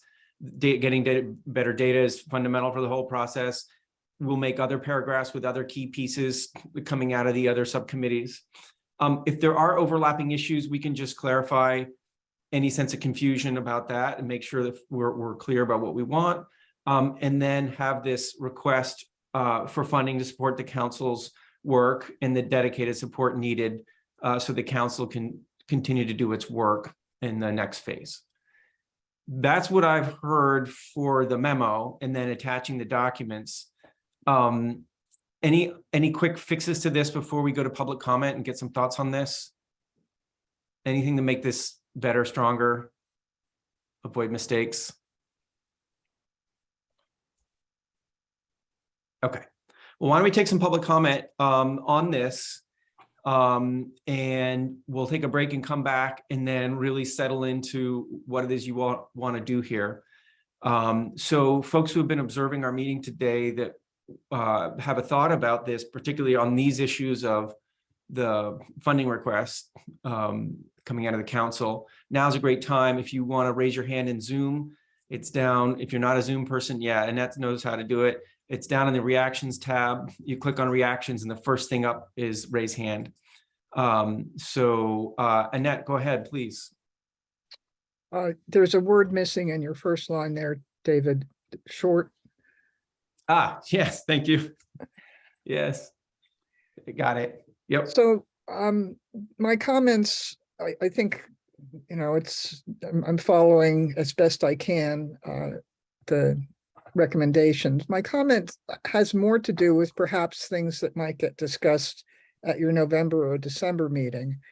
And it goes to the sort of lack of structure of the Climate Council and how, this is to be presented to, this memo is to be presented to the governor for his budget, but also will be then, whether or not it's included in his budget, I assume would also be going to the legislature. And so I guess I'm suggesting that for your next meetings that you actually talk about who is making those presentations, adding a little more structure to the way that the Climate Council is operating. From my perspective, it's all rather opaque. And for instance, as an example, when the Clean Heat Standard came to the legislature last year, Jared was the spokesperson, but I was not aware that anybody ever agreed to make him the spokesperson. And so how does something like that happen? And I'm afraid that I am going to miss the biomass discussion because I have a dentist appointment, and so I have to leave soon.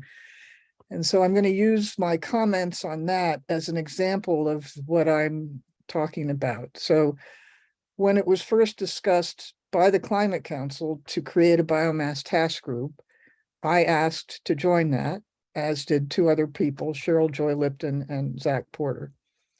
Our requests had never been responded to. Meanwhile, a couple of people have been added to some of the subcommittees, including Just Transitions and cross-sector mitigation. There haven't been any new members added to Ag and Ecosystems, but some of those new members have been from the other committees had been added to the biomass task group. And so I'm left in the bleacher seats. I've been reprimanded for posting comments in the chat. One person has on the biomass task group has threatened that if people don't behave, that they could make it not a public meeting. So the dynamic has become one that is most unpleasant for me as someone who would like to participate, to feel as though I'm put in a box and I'm a bad person if I don't follow the rules. So that goes to the whole idea of how are people getting added to Ag and Ecosystem? How did those people get added to cross-sector mitigation and just transitions, which apparently the only way you can get added to the biomass task group is if you are already added to a subcommittee. And if I'm not wanted, go ahead and have that conversation in public and say why, and I'll stay out of it. But I really don't like the way I've been treated. And I've said it in different ways, and I'm saying it as directly as possible. But I do think that regardless of my own personal feelings about how I've been treated, this does go to the fact that we're going to be getting a brand new legislature. There's going to be a very different state house. It's normal for these new committees to come in, to have people come in and make presentations. And so I recommend that you all have a plan in place at your November and December meetings for who's going to be making these presentations, have it all fairly, transparent and not this opaque decision-making that appears to be going on that none of us can figure out. And not just have it be a rah-rah puff piece, but actually come in and talk about the problems that have been experienced and how things could be improved. I know that Chris Campany, who I don't know if he's on this anymore, but he has more than once recommended that the Climate Council needs to ask the legislature to revisit the Global Warming Solutions Act so that the only metric is not emissions. Is anybody picking up on that? Is that going to happen? Is it even going to be discussed? Do ideas like this about how to move forward actually get embraced and talked about in your next two meetings in November and December? And thank you very much for hearing me. Thanks, Annette, and thanks for joining today and saying all that. Okay. Other folks who've been observing our meetings. Cheryl, go ahead, please. Cheryl Joy. Hi, thanks. Sorry about that. Couldn't find that little hand. There you go. So I just, I'm gonna, of course, have stuff to talk about with regard to the biomass task group, probably. But one thing that I wanted to talk about is that for the budget is that I had commented at Ag and Eco that I thought actual dollars should go to, it seems like it's mostly more studying that's money's being requested for. And I think that we should do perhaps more studying. I'm not total, there of course are always more studies to be done. But I think that we also know that there's some action at this point that can be done. And I don't see that in the recommendations. I might be reading it incorrectly. But I think that we should ask for money to actually do some protections and to do some actions. I'm happy to talk about what those could be, and I think probably Lauren Oates has ideas about that as well as do others. But it seems that's just more analysis going on. That's a main point for me with regard to the budget. Another thing is, I'm just a little curious about the life cycle analysis. I thought we had started talking about this a really long time ago, prior to March. I know at least prior to March, that we started talking about getting this life cycle analysis. And it doesn't, and I guess it's interesting, but I guess the contract is just being drafted now and it's not final yet. I'm not clear on that. And when will that life cycle analysis be actually completed? That's it for now. Thanks, Cheryl. Thanks for that. Are there others? And I think we can also, Cheryl, get some quick answers to some of those when we reconvene after the break. If there's quick answers to some of those specific questions, I bet we can do that when we reconvene. Yeah. Anyone else who's been observing our meeting today would want to make a comment?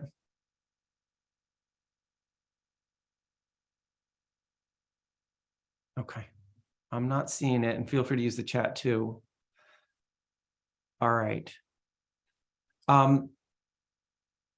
I think, why don't we take a break? I think it might not be fair to start at the top of the hour. So why don't we start at 5 minutes past the hour? I think our biomass conversation is going to be shorter today. As I mentioned, it's less about the substance and more about where they're at. Let's come back at 5 minutes past the hour, and we'll have a reflection from counselors about what you just heard in public comment, what that means for how to close some things down. And I appreciate some of the stuff that's happening in the chat right now too. But let's go ahead and take a break now. We'll come back 5 minutes past the hour.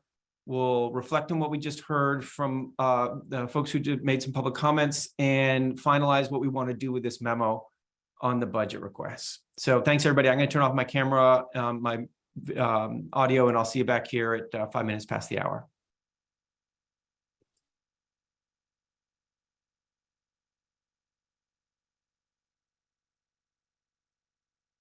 You're back with us.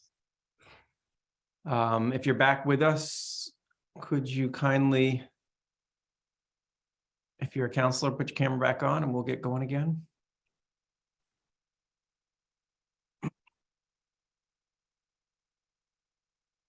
Okay, great. I'm seeing everybody back. Thanks so much. All right, so what I want to do is do a quick reflection on what we heard from those public comments, and then we need to finalize what we're doing here. We're going to take a little bit of time from the biomass conversation because I think that's going to be a little shorter than budgeted in the agenda, because we're not going to get into the substance really of the biomass stuff. It's more about the process, about them finishing up their work, and how they're going to involve you all in that. Okay, so just let's do some quick reflections on what we heard and what that means for this memo potentially, or things related to the budgeting in particular, as we need to finish up this piece. Any quick reflections from any quick reflections about what you heard and what it means for your memo?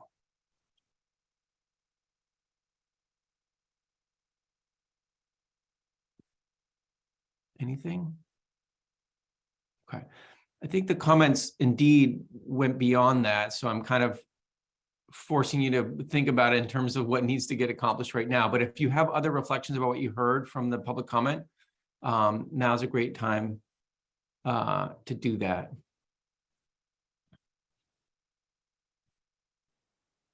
Okay. All right. So if Jane is here, Jane, just real quick, can you give a quick timing thing on the life cycle analysis and when that you, I think it was mentioned briefly earlier in the meeting, but just one more time to answer a question from the public, from Cheryl Joy. What is the timing on the life cycle analysis, and when, when would that start to yield some result? Yeah, sure. So I think the reference was just a question of why it's taken so long also to get it under contract. And I just want to acknowledge it was a collaborative process with the task group. So there was the posting of the RFP back in June. That was a collective process drew many comments from folks across subcommittees on that, and then a collective process to review the proposals that led to some direct back and forth with two of our top proposals that also extended the timeline. We didn't draw a conclusion on a recommended consultant until probably about 6 weeks ago now, and we've just been working through our internal structure to advance the contract. That contract is drafted and with our business office right now for final execution, of which should happen by the end of the month, I'll say, realistically. So once we're under contract, I think it's roughly all of the work under that contract is expected to be delivered by the end of the fiscal year. So the life cycle analysis contract will likely draw a conclusion based on the current scope of work and tasks envisioned by June 30th. But there are intermediate deadlines along the way as well. Thanks. That's great. Thanks for the clarification, Jane. That's helpful. Okay. All right. So let's take a moment and try to settle into where we are in terms of the memo and all that good stuff. We need to have some clarity.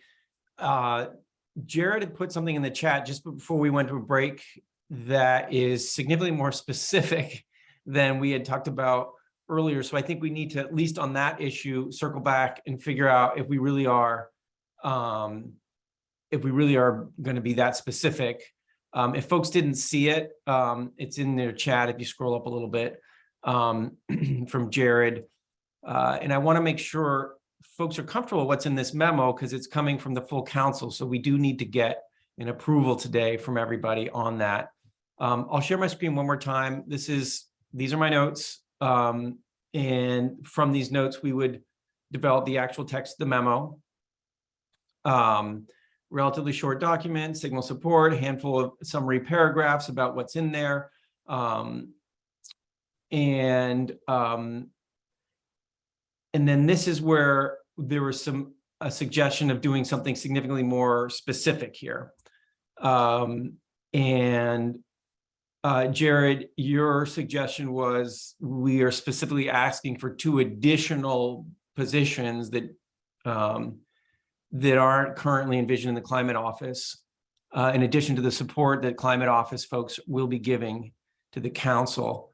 I just want to check, Jared, am I getting that right? And how do others feel about it?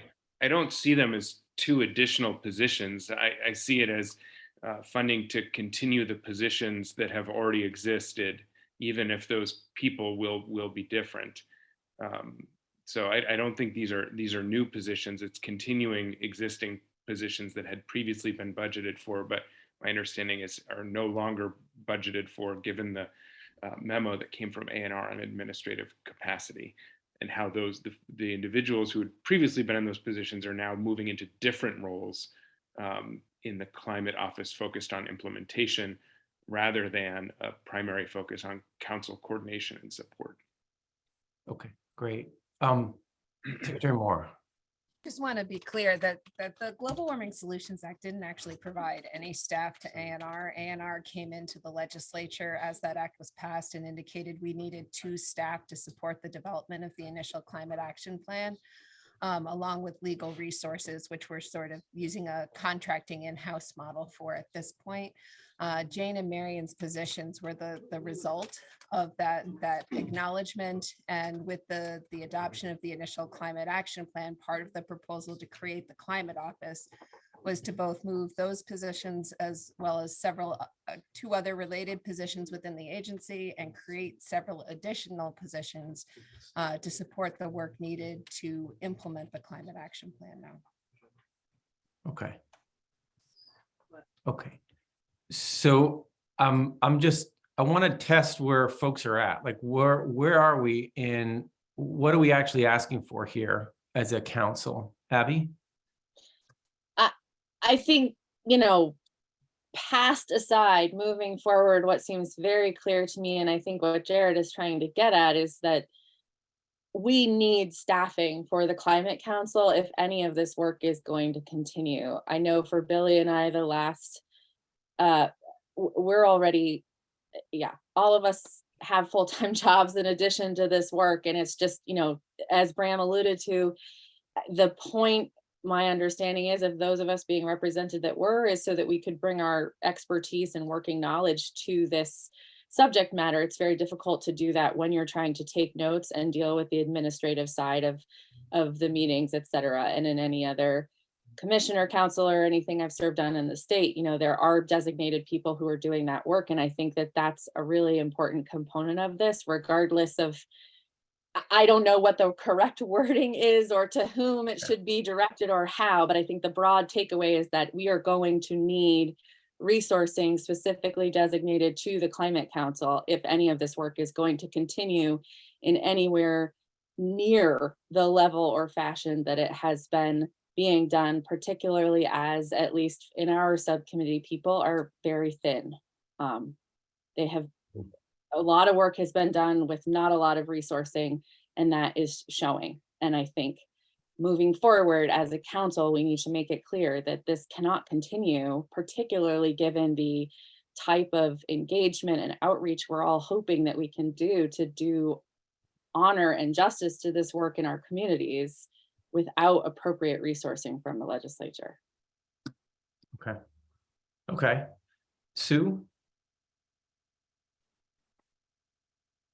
Yeah, I want to sort of echo both the last two comments. I appreciate that Julie was able to get resources for this process that I think have really been essential. And I understand that it makes sense for those folks now to be involved with implementation. And I think this relates to another conversation that I think we need to have is, and frankly, it depends upon resources or constraints thereof. What is the ongoing role of our body and its components? And just as Abby expressed, everyone is stretched too thin and feeling burnt out. And I don't foresee the Just Transitions doing the work, but being a resource to oversee and maybe refer to over time as we try to implement the guiding principles. The elements of our Just Transitions engagement work would require more people. Would somehow that possibly bring in continuing our committee? I don't know, but I do think the degree to which we are going to be resourced relates to how much more we want and can do. And without separate and apart from the critical work that the Climate Action Office will be doing, much of which is related to implementing our plan, we are going to need, if we keep going, to have resources. So I think that those two things maybe need more discussion, but at a minimum at this point, they should be articulated. And I don't think they have to be defined. I did put in the chat, we've had tremendous support also at the staff level for our Just Transitions. And I am hopeful that that staff will be enabled to continue. Now, whether they can in fact do it with everything else on their plate is another important question. But I hope that they wouldn't be disallowed from continuing to engage. Okay. Okay. All right. So I guess what I'm hearing is from multiple people an interest in being clear that staff support is needed and will determine the ability of the Climate Council and its subsidiary bodies, subcommittees, and others to continue doing their work. I'm not entirely sure I'm hearing everybody's on board with this specific request of therefore we need these two positions with this amount of money. And so I'm a little, I'm not quite sure which way to go with folks of, are we talking about a statement just along the lines of what Sue just summarized? Or are we talking about something much more specific of we need these two positions? Rich? I think what Sue just says is the same thing. We need the two positions. We need the equivalent of the two positions. I recognize that, as Jared said, there may or may not be two additional positions within the agency, but there are real people doing real work in addition to other work that other people are doing. And I think we should be explicit enough about it to say we need that level of support. Okay. Liz? I guess I see it a little bit differently than Rich. I had taken Sue's comment to be raising a more fundamental issue that perhaps the memo should flag, which is something like, if we are to continue in the vein that we have been and, since formation, then of course we would need the level of administrative support that we've had to date in whatever form that takes, because as we've all said, there's a lot of work to do and it's not tenable to do it in a different way. But the kind of overarching question is that what the council is intended to be doing? And, looking at the Global Warming Solutions Act, what is the continuing role of the council between creating plans and updating plans? And how does that affect what we're talking about right now? So I had understood Sue to be raising more of a, I don't know if it's a request for guidance or a flagging of a fundamental lack of clarity, but I've seen this come up certainly here at the council. It's also come up at the steering committee for those of you who are either on it or have participated. The steering committee has had some discussion about, gee, how can we manage our work? And, you know, there was some thought to appointing a chair to that committee as a way to help that. But really, that doesn't add capacity. It just creates a different function. So anyway, I'll stop there. But I had understood the issue to be more, what are we supposed to be doing now as a fundamental thing to. Okay. Thanks, Liz. Bram? A couple of related thoughts. One is absolutely agree that we as a group should try to reach a common agreement on what our job is going forward. And, you know, having not made it explicit, my own thoughts on this have been that you know, the Global Warming Solutions Act calls for regular updates of the plan.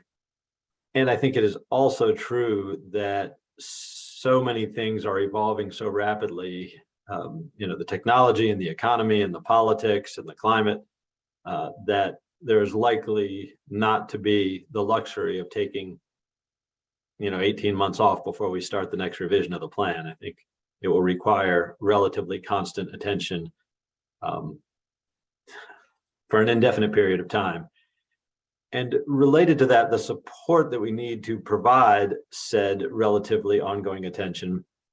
And perhaps rather than saying 2 positions, this many dollars, we instead specify the support that we have been getting that we need in order to continue the administrative support relative to organizing meetings, posting documents, taking minutes, and as has been pointed out many times, the role that Jane and Marion have played in making sure that each subcommittee is aware of what each other subcommittee is doing and the work that's going on outside the council, the people in the council are aware of it and those things. So perhaps we can enumerate specifically the kinds of support we need rather than this many positions and this many dollars.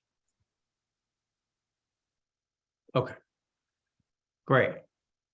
All right, so hang on a sec. So it sounds like this the thrust of this, and let's test this with folks, is the council needs support to do its work and has some concerns about the new arrangement with the Climate Action Office and whether that support will be there. If we're going to continue the level of activity that we had, we're going to need these kinds of supports like what Bram just laid out from an organizational standpoint, and also a coordination and a, you know, holding it all together standpoint. And we're also interested in guidance from the legislature about what the ongoing role of the council should be. And we anticipate there will be a role for us, for you going forward. Again, does that kind of phrasing seem to hit the right notes of what you all collectively want? I know it doesn't quite do what Rich and Jared were saying, which is, you know, we need these 2 positions. But it says we're going to need this kind of support to go forward. And if you want us to continue to be active, this is the support we're going to need. Rich, and then Bram. I'm fine with the more general framing that you just put on it. I mean, as opposed to naming positions, but I would just, you know, observe that we know, I mean, I'm echoing Bram here to some degree. It's not like we're going to go into hibernation for 18 months and then we need help. We've outlined a program of public outreach, communications, and listening. We've outlined a series of data collection and analysis steps that will support the work of the council and the implementation of the climate action plan.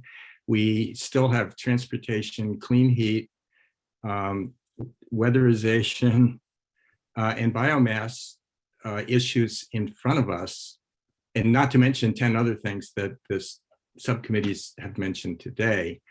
And so unless we were to conclude that, well, we're just going to walk away from that for some period of time, it's apparent to me that we need staff support, however you articulate it.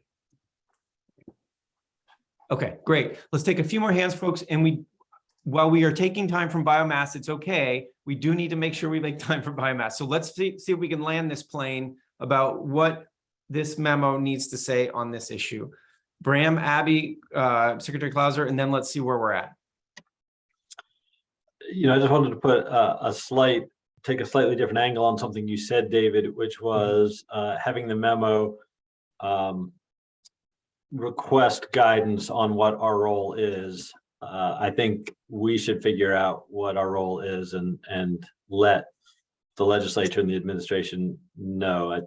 I think we are better positioned to understand the work that needs to be done at this point. And it may be that the memo should simply note that we are at the beginning of a conversation to define our role in the next phase. And whatever that role may be, this is the kind of support we'll need. Okay. Great. Abby?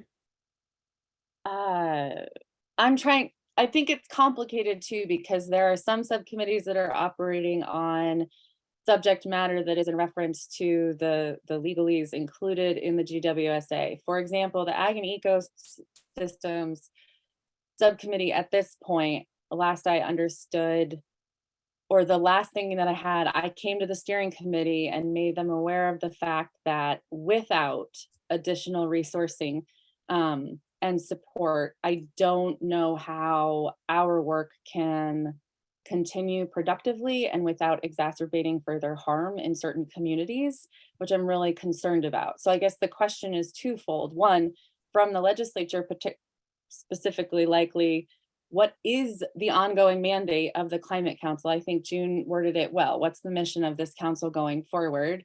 And who is determinant of that? Is it the legislature or is it the council itself? I'm not clear on that.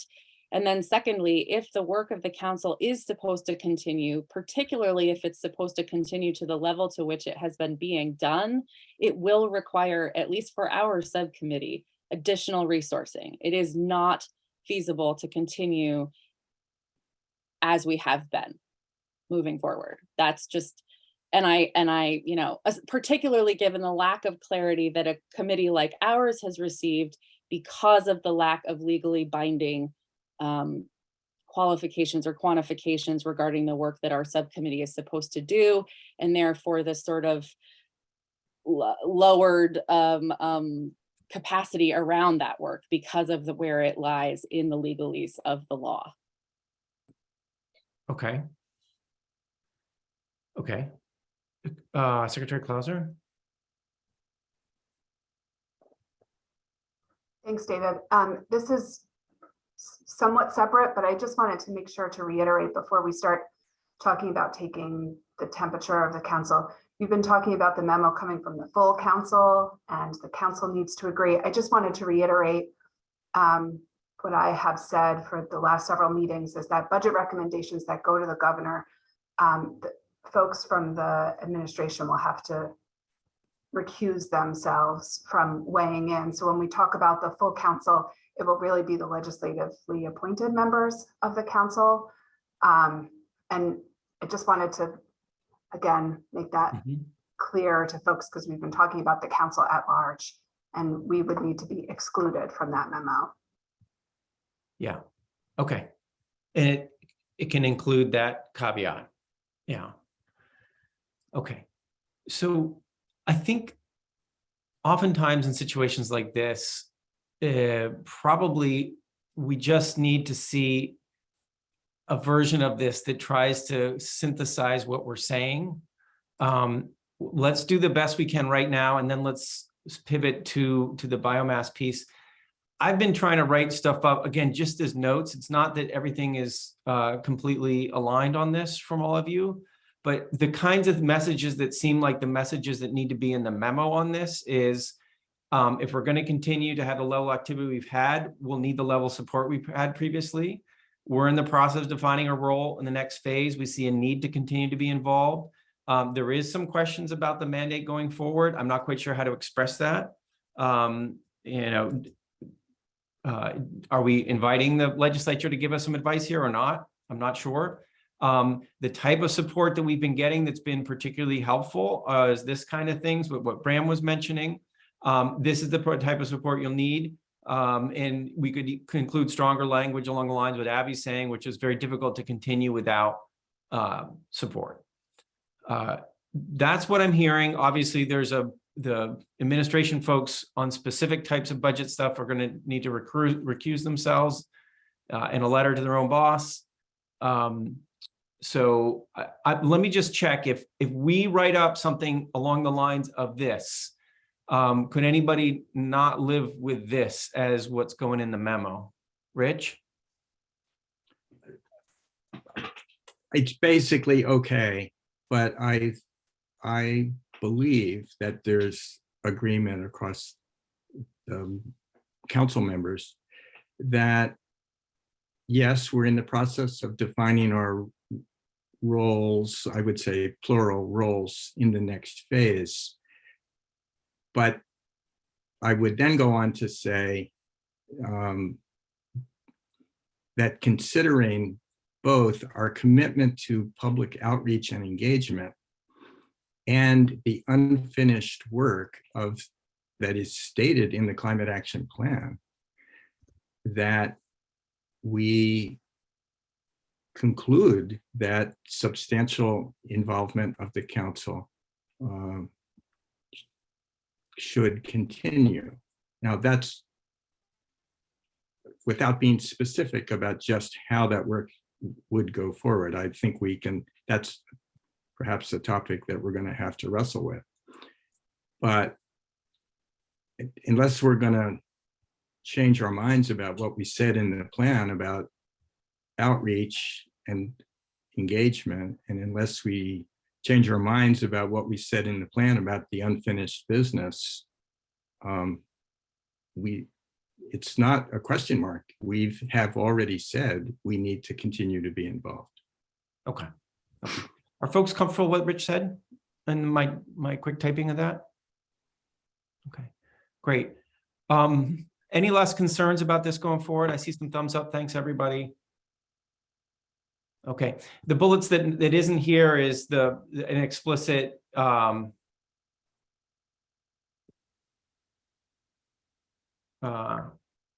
which I can't spell fast enough. Okay, we'll get that in with the language that those folks need to have in here as well. Okay, let me just do a quick process check. We're going to do this, and I say Jane has offered to help be the administrative muscle behind this, and we can share this around before it goes out for a last, check to make sure we haven't butchered this. So Jane, if you're okay with this approach, share this around over email for a last set of eyes before it goes out to make sure we haven't completely gone down the wrong road based on these notes. If that's all right, Jane, as a process step in this. Okay, great. Okay, so expect to see this in your email before it goes out. I think we've got the guts of it here. The second thing I'll say on this is subcommittees, if there's any minor adjustments you want to make based on the conversation we had today, please get those over to us. I think, for instance, Ag and Ecosystem, taking out that number. Ag and Ecosystem, if you want to say something more about some things that are sort of more preliminary budget ideas, things like that. If you want to do that, you could send that our way, my way and Jane's, and we can make sure we get that latest version attached to this memo. Okay. All right. Thanks, everybody.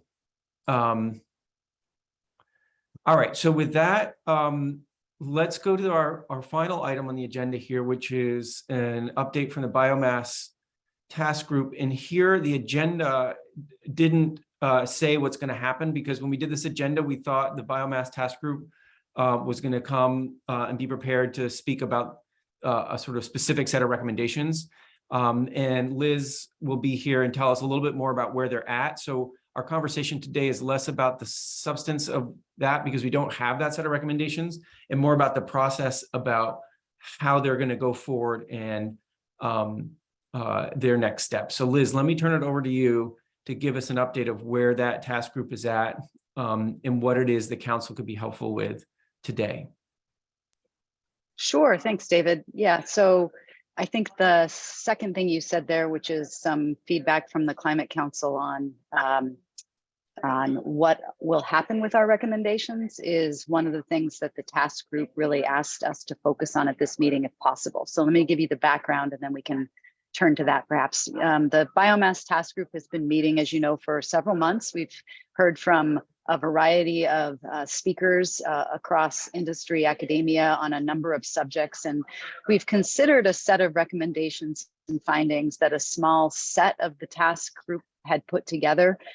We had a good discussion on those and some of the complex issues that come up, and also on areas where there's not alignment among the task group members at this point. And I'd say that while we have had already some progress on potentially, streamlining and making a cohesive set of consensus-based recommendations, the overall collective feeling of the task group when we met last week was that we are not yet in a position to present any specific draft or set of recommendations to the Climate Council for its consideration. And instead, we have additional meetings already on schedule and expect some further work before updating what we're working on and hopefully presenting either to the subcommittees of interest to the Climate Council, between now and then, as it were, or to the Climate Council itself, either at the November or December meetings of the Climate Council, what we've come up with. One of the big asks, as I mentioned a second ago, as we were discussing as a task group, what we have learned and what we think we will be working toward in terms of recommendations, was to get some clarity, if possible, from the Climate Council on what will actually happen with the recommendations that are made. There is some, it's a little bit of a, chicken egg or whatever the right analogy is, where folks on the task group are wondering whether, for example, any recommendations would then be sort of formally voted up or down as additions to the climate action plan from last year or not. Knowing what that next step will be and how the process will work would be very helpful to the task group as we continue our process. It would help us, I think, in terms of both level of detail to present as well as potential next steps to recommend. And so the specific ask I was asked to make of this group today was to put that on the table and seek any feedback possible, so that as we continue our discussions, we have that in mind. I'll stop there. Okay, great. So, and I'll add one more piece to that, Liz, from my, thinking about planning future council meetings, which is, it's been our practice to look at something like this. If you take the transportation pieces, recommendations as an example, where the council looked at the recommendation, the sort of some draft recommendations, provided some feedback, and then next month we'll circle back and make some decisions around transportation pieces. If we were to do something similar with biomass, would we look at this in November and then make some decisions in December, that kind of thing? So I don't know, Liz, if you all in the task group have thought about that sequencing of when you could get something up to the council to have a first look and then give time for the council to make some decisions on it at a subsequent meeting. Sure, and others should certainly weigh in who have sat in on those meetings either now or in public comment, because I know there's a number of folks here who've done that. From my perspective, what I've seen is I don't think the task group either can or should at this point promise a delivery date. The issues are complex, and the discussion, I think, especially in the last few meetings, has turned more toward communicating with one another about what those could be, rather than hearing from others on issues of interest and expertise. So while it would be ideal to have something to the council for its November meeting, which could perhaps then be put on December, even though that's not an every other format like transportation did. I don't think I'm certainly not in the position of saying we can definitely do that. If the feedback from the council is that that's the preference, then we'll certainly work toward those goals. But I don't get the sense the task group is able to kind of promise, as it were, that outcome, given the meetings still on schedule, some of the things still to be heard, and the discussions still to be had on forming consensus recommendations for the council. Got it. Okay. All right. So fundamentally, we're having a process conversation. Jane in the chat, meanwhile, has been providing some reminders of the scope of what this group is looking at. And Liz, is it fair to say the scope is fundamentally about the use of biomass for electricity production, and has not extended to, say, burning of wood and wood stoves and that kind of biomass conversation? We could go backward and rehash the discussions we've had at prior meetings on that subject. And fundamentally, you're right, but the task group continues to hear, because the issues do intersect, things regarding the broader concerns and benefits of biomass energy in all sectors. So I do expect that some of the kind of recommendations and next steps may be around those types of topics, but fundamentally you're right. And I see Jane did put in some, prior scoping if folks want to take a look, but fundamentally just based upon what we've heard, we're trying to, I don't want to say streamline or narrow, because frankly, those aren't the words that I think really capture it, but hone in on, I guess, a set of recommendations and potential next steps that the diverse group from both the task group and those we've heard from, presenting as well as in public comment, can bring back to the council. And again, regardless of timing, the thing that the task group wanted some feedback on was what was actually going to be done with it. What is the process from there, which I think would be helpful for the group to know. Okay. Counselors, reactions to what Liz is saying, specific answers to her question of what do you think you as a council want to do with these recommendations once they come up.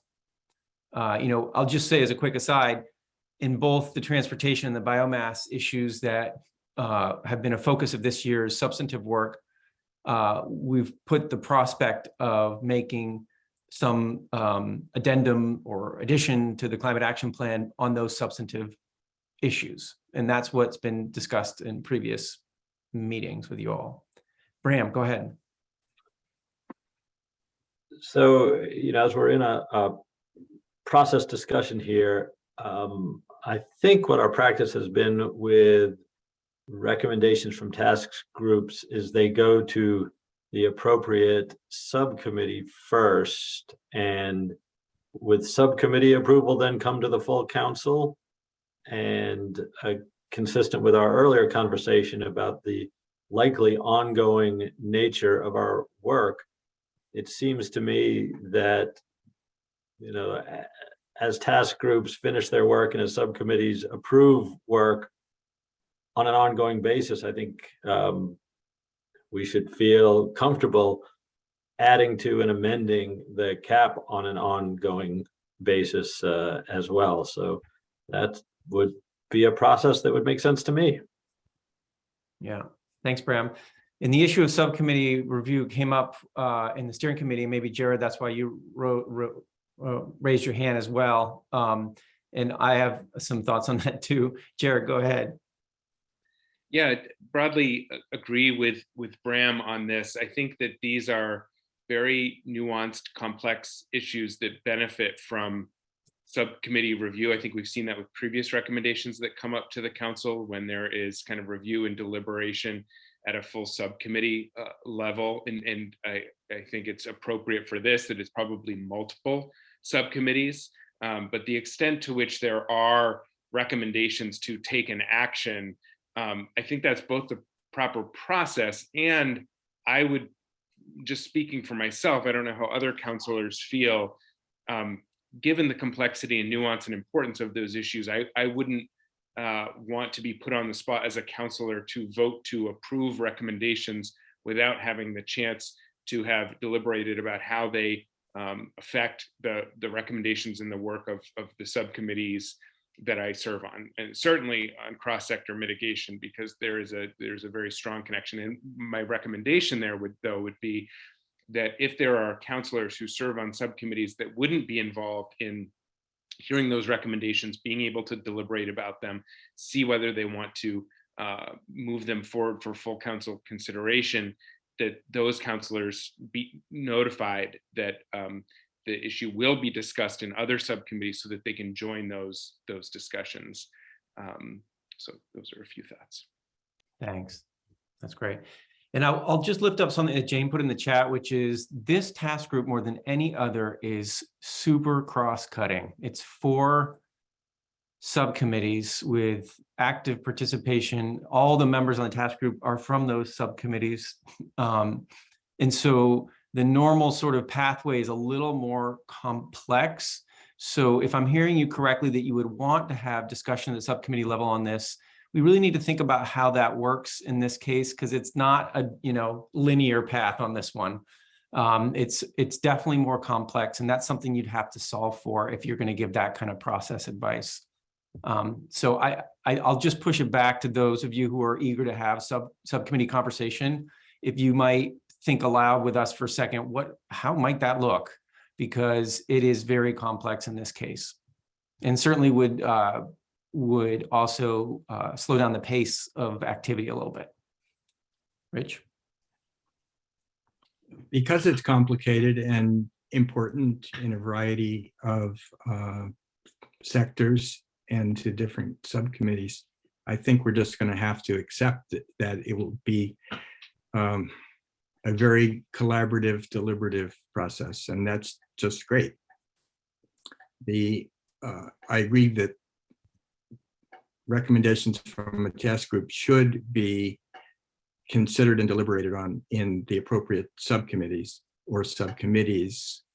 And I guess I would suggest that the role of the steering committee in this respect could be to lay out a plan where any recommendations, just a sequencing plan where recommendations go to one committee or another, either simultaneously or in some kind of order. And this is reminding me of legislation that has to go to multiple committees in the legislature, and committees figure out how to work together in that setting. But we would want to get input and deliberations within each of the committees on this topic. Great. Okay. All right, so I just want to be clear though with counselors that you're comfortable with that kind of approach, which likely could push this conversation further into the future or when it actually comes up to you as council, including into next year. And just, I want to be super transparent that that's the implications of going that path. Yeah, Rich?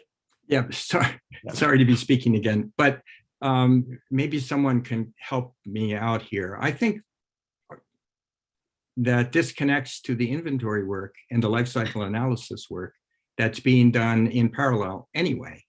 And so the fact that this is going to take a while seems to me okay, since we'd like our conclusions to be based on the best life cycle analysis and updating that we're going to have. So okay, it'll take a while. Great. Secretary Moore? I think we need to also have a conversation about where this ranks within the relative priorities of the Climate Council. Jane's point that there are 4 subcommittees that are actively involved in this task group speaks to the complicated nature of these discussions. There are also a significant commitment of staff resources at this agency, both in terms of Jane and Marion's participation, but also the staff within my team participating in this. And if this is a high priority for the council, I think we need to move quickly to see it to resolution. And if if there's interest in having it work its way through the subcommittees and come to the larger either steering committee or full council for decision making, recognizing that this will come at the expense of other work that the team could be doing.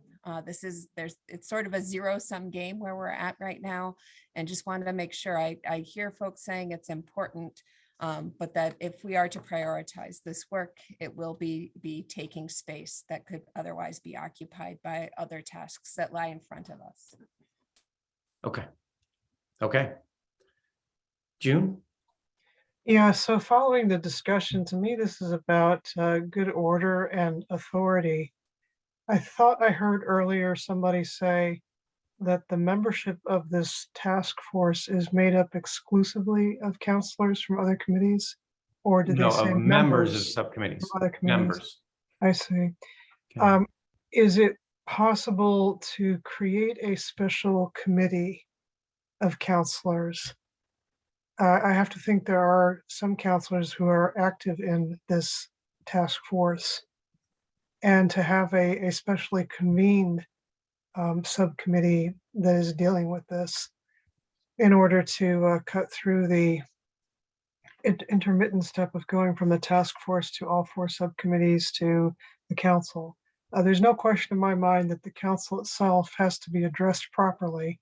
And under our order of business to date, that has been via subcommittees passing recommendations to us. And if that's going to take a very long time, so be it. But I am very sensitive to Secretary Moore's considerations, because every time she speaks about the resources of her agency, I have PTSD at this point, and I fail to speak up on behalf of the department, but everything she says about the drain on A&R, drain wasn't her word, the consumption of A&R resources is equally, if not more true of the department, which has received no budgetary support, no staffing support, but has had a very high profile on most of these subcommittees. Okay. Thanks. So I guess I'm hearing a couple of things. Again, just me trying to take notes so we can get a common set of notes back to the task group on this. What I'm hearing is you as a council should feel comfortable adding to the cap through an addendum, whatever it is, as issues come up and out of subcommittees. Should this go through the subcommittee? There's the subcommittees. And the general answer seems to be yes, accepting this will be a deliberative process. And perhaps the steering committee can help do this, or with June's last comment, perhaps there's a group of counselors who are involved in all this that can be like a driving force to help push this forward and efficiently work its way through. So that's what I'm hearing.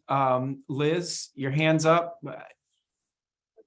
Go ahead. Sure, I just wanted to pick up on, what Commissioner Tierney said and suggest that perhaps in addition to that idea, she specifically put on the table, the idea of joint committee meetings could be added to it. It's a similar idea, or maybe a similar effect, I guess, but might have the benefit of not needing to think about specific membership on an additional committee, but instead get committees together to talk about these issues, or at least schedule them that way. Obviously, there's rarely a committee meeting where every single person can come, but if we were to be able to pull off having quorum membership of the various committees in 1 or 2 meetings, that might cut down on the timing and also the collision of opinions, coming at each other, if we did it all together. Okay. Are there other things folks want to say? I want to make a little time for public comment before we break. Other things that are on people's minds to get this going? Are these the messages to go back to the task group? Any concerns about these? Okay. All right. Okay. Thanks, folks. Let's do a little bit of public comment on this. If folks have been listening in and have some thoughts, again, particularly around the process piece, because the content piece we didn't really get into on biomass today. This is all about the process. So I'd encourage folks making comments to help the council think through the process piece of it. Cheryl, I see your hands up. Cheryl Joy, please go ahead. Why don't I defer to Charlie first, since he's on the task group and I'm just public comment. Okay, sure. Well, I'd like to hear from both of you. Charlie, go ahead. Hi, can you hear me okay? I'm Yeah. on a remote. Okay, great, thanks. I'm straining my tech ability here. So thanks for the conversation today. I guess I would just, a couple things that came up. One would be, I understand that there's some discussion around amending the cap plan at some point based on things that might come to the council, but I didn't know, is there an actual process or timeline for that? It sounds a little, I don't know, nebulous in terms of like, we could amend the cap, we might amend the cap, but I don't know if the council has a timeline for that or how that might, you know, occur in relation to legislative sessions and things like that. So it'd be great to have some clarity there. And then the question of priorities for the council came up. I think Julie mentioned that, and I'm curious, does the council have priorities that they've discussed and or listed? Because it'd be great to know kind of where this falls on that priority list, just as we work on it. In terms of capacity and time, I totally understand the need for joint review of this and discussion. If we can limit that to kind of as efficiently as possible, you know, whether it's joint committee meetings of subcommittee members or counselors who want to join the committee meetings. But I think, frankly, you know, this committee's been meeting at least twice a month for close to 9 months. I'll point out again that these are not formal meetings, so you know, no one there is eligible for any kind of a you know, per diem for this. It's all volunteer work. So the more meetings we have, the more kind of that's, you know, folks not able to, you know, go do their day jobs and things. So if we can limit those, that'd be great. Joint meetings are great. I don't want to form any new committees around this. Just for one, I think that given the number of times the position of the committee has been changed over the past 9 months, it has made it kind of difficult for kind of folks coming in and catching up and leaving. So I would be really hesitant around forming a new committee to look at this, just because I feel like that would be a little bit of starting over. So I do appreciate the conversation today, and I think we're getting towards the directional answers that we're looking for, but I don't think we're quite there yet. A lot of good ideas being discussed, but there wasn't a whole lot of clarity around exactly what this next process looks like and what the work plan of the council is around that. So appreciate it. Thanks. Thanks, Charlie. Appreciate the comments. Cheryl, go ahead. Cheryl Joy. Okay.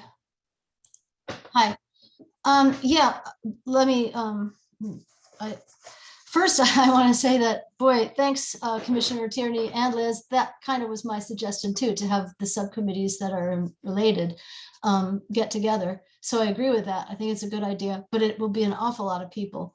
I do think that Commissioner Tierney said something about forming a subcommittee that is about biomass, but how about include biomass and biofuels, which is a huge subject and very important. And also the task group itself has been talking about how interrelated all of that is. Well, biomass actually is a biofuel, and that they thought that they would need to include that as well coming up. They also felt that they needed to start talking about not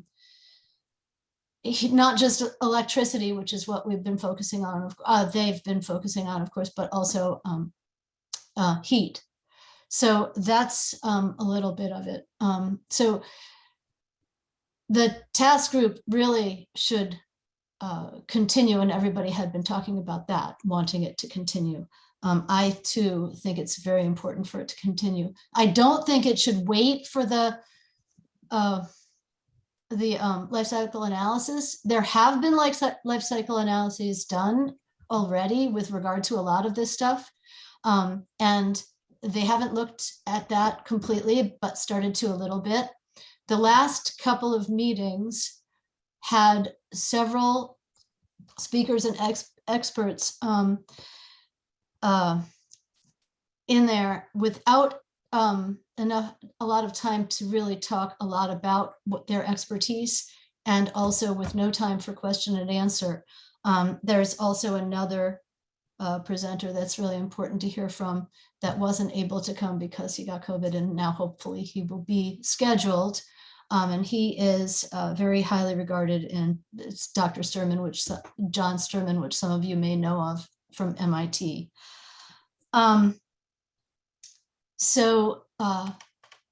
Let's see, make sure I'm telling you everything that I wanted to say. Right, so the main point to not wait until, one of the main points to not wait until after the life cycle analysis is done. And one more thing is that the task group really wanted to make sure that everybody knew that they weren't ready with recommendations yet, because so many things are up in the air and need more discussion. Okay. Thanks, Cheryl. Thanks for those points. I do want to clarify, I didn't hear a suggestion from Secretary Terry, or wrong title, from June, about creating a new subcommittee. What I heard was Commissioner Attorney saying, if there were a set of counselors who were involved in that conversation, that set of counselors can push forward this. Well, to be clear, I did make the mistake of saying that Liz more faithfully captured what I had in mind. Okay. I was under the misimpression that the biotask committee was made up exclusively of counselors, and then that proved not to be the case. So what Liz said. What Liz said, okay.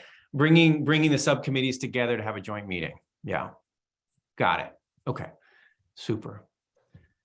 Okay, Cheryl, last quick word, and then we got to finish up today. Yeah, I just probably would like to add that I think that there are several people that are interested in also being a part of the conversation, which is, as Annette Smith alluded to already, and I want to reiterate that. Okay, thanks. I appreciate that. Yeah. Anybody else who's been observing our meeting wants to weigh in here before we finish up today? Any final comments? Okay, I think we'll call it. Sorry to be about 5 minutes over. There's specific tasks coming out of this regarding the memo for the budget stuff, and subcommittee folks. If you heard something that make you want to change your do a minor edit to your budget recommendations, please do that ASAP and get those over to me and Jane. Maybe just flagged an email like, yep, we're working on it. And then I'll send back my notes on the biomass stuff, so there's clear notes back to the biomass task group about what's being suggested here for next steps. Am I missing anything, folks? Any last from Climate Council members before we finish up? Okay. Thank you, everybody. Lots to do here. We'll see you next month, and in principle, we'll be looking at the transportation recommendations, and we'll get back to you shortly about details about what that might look like. All right, have a great rest of your week. Take care, everybody. Thanks again.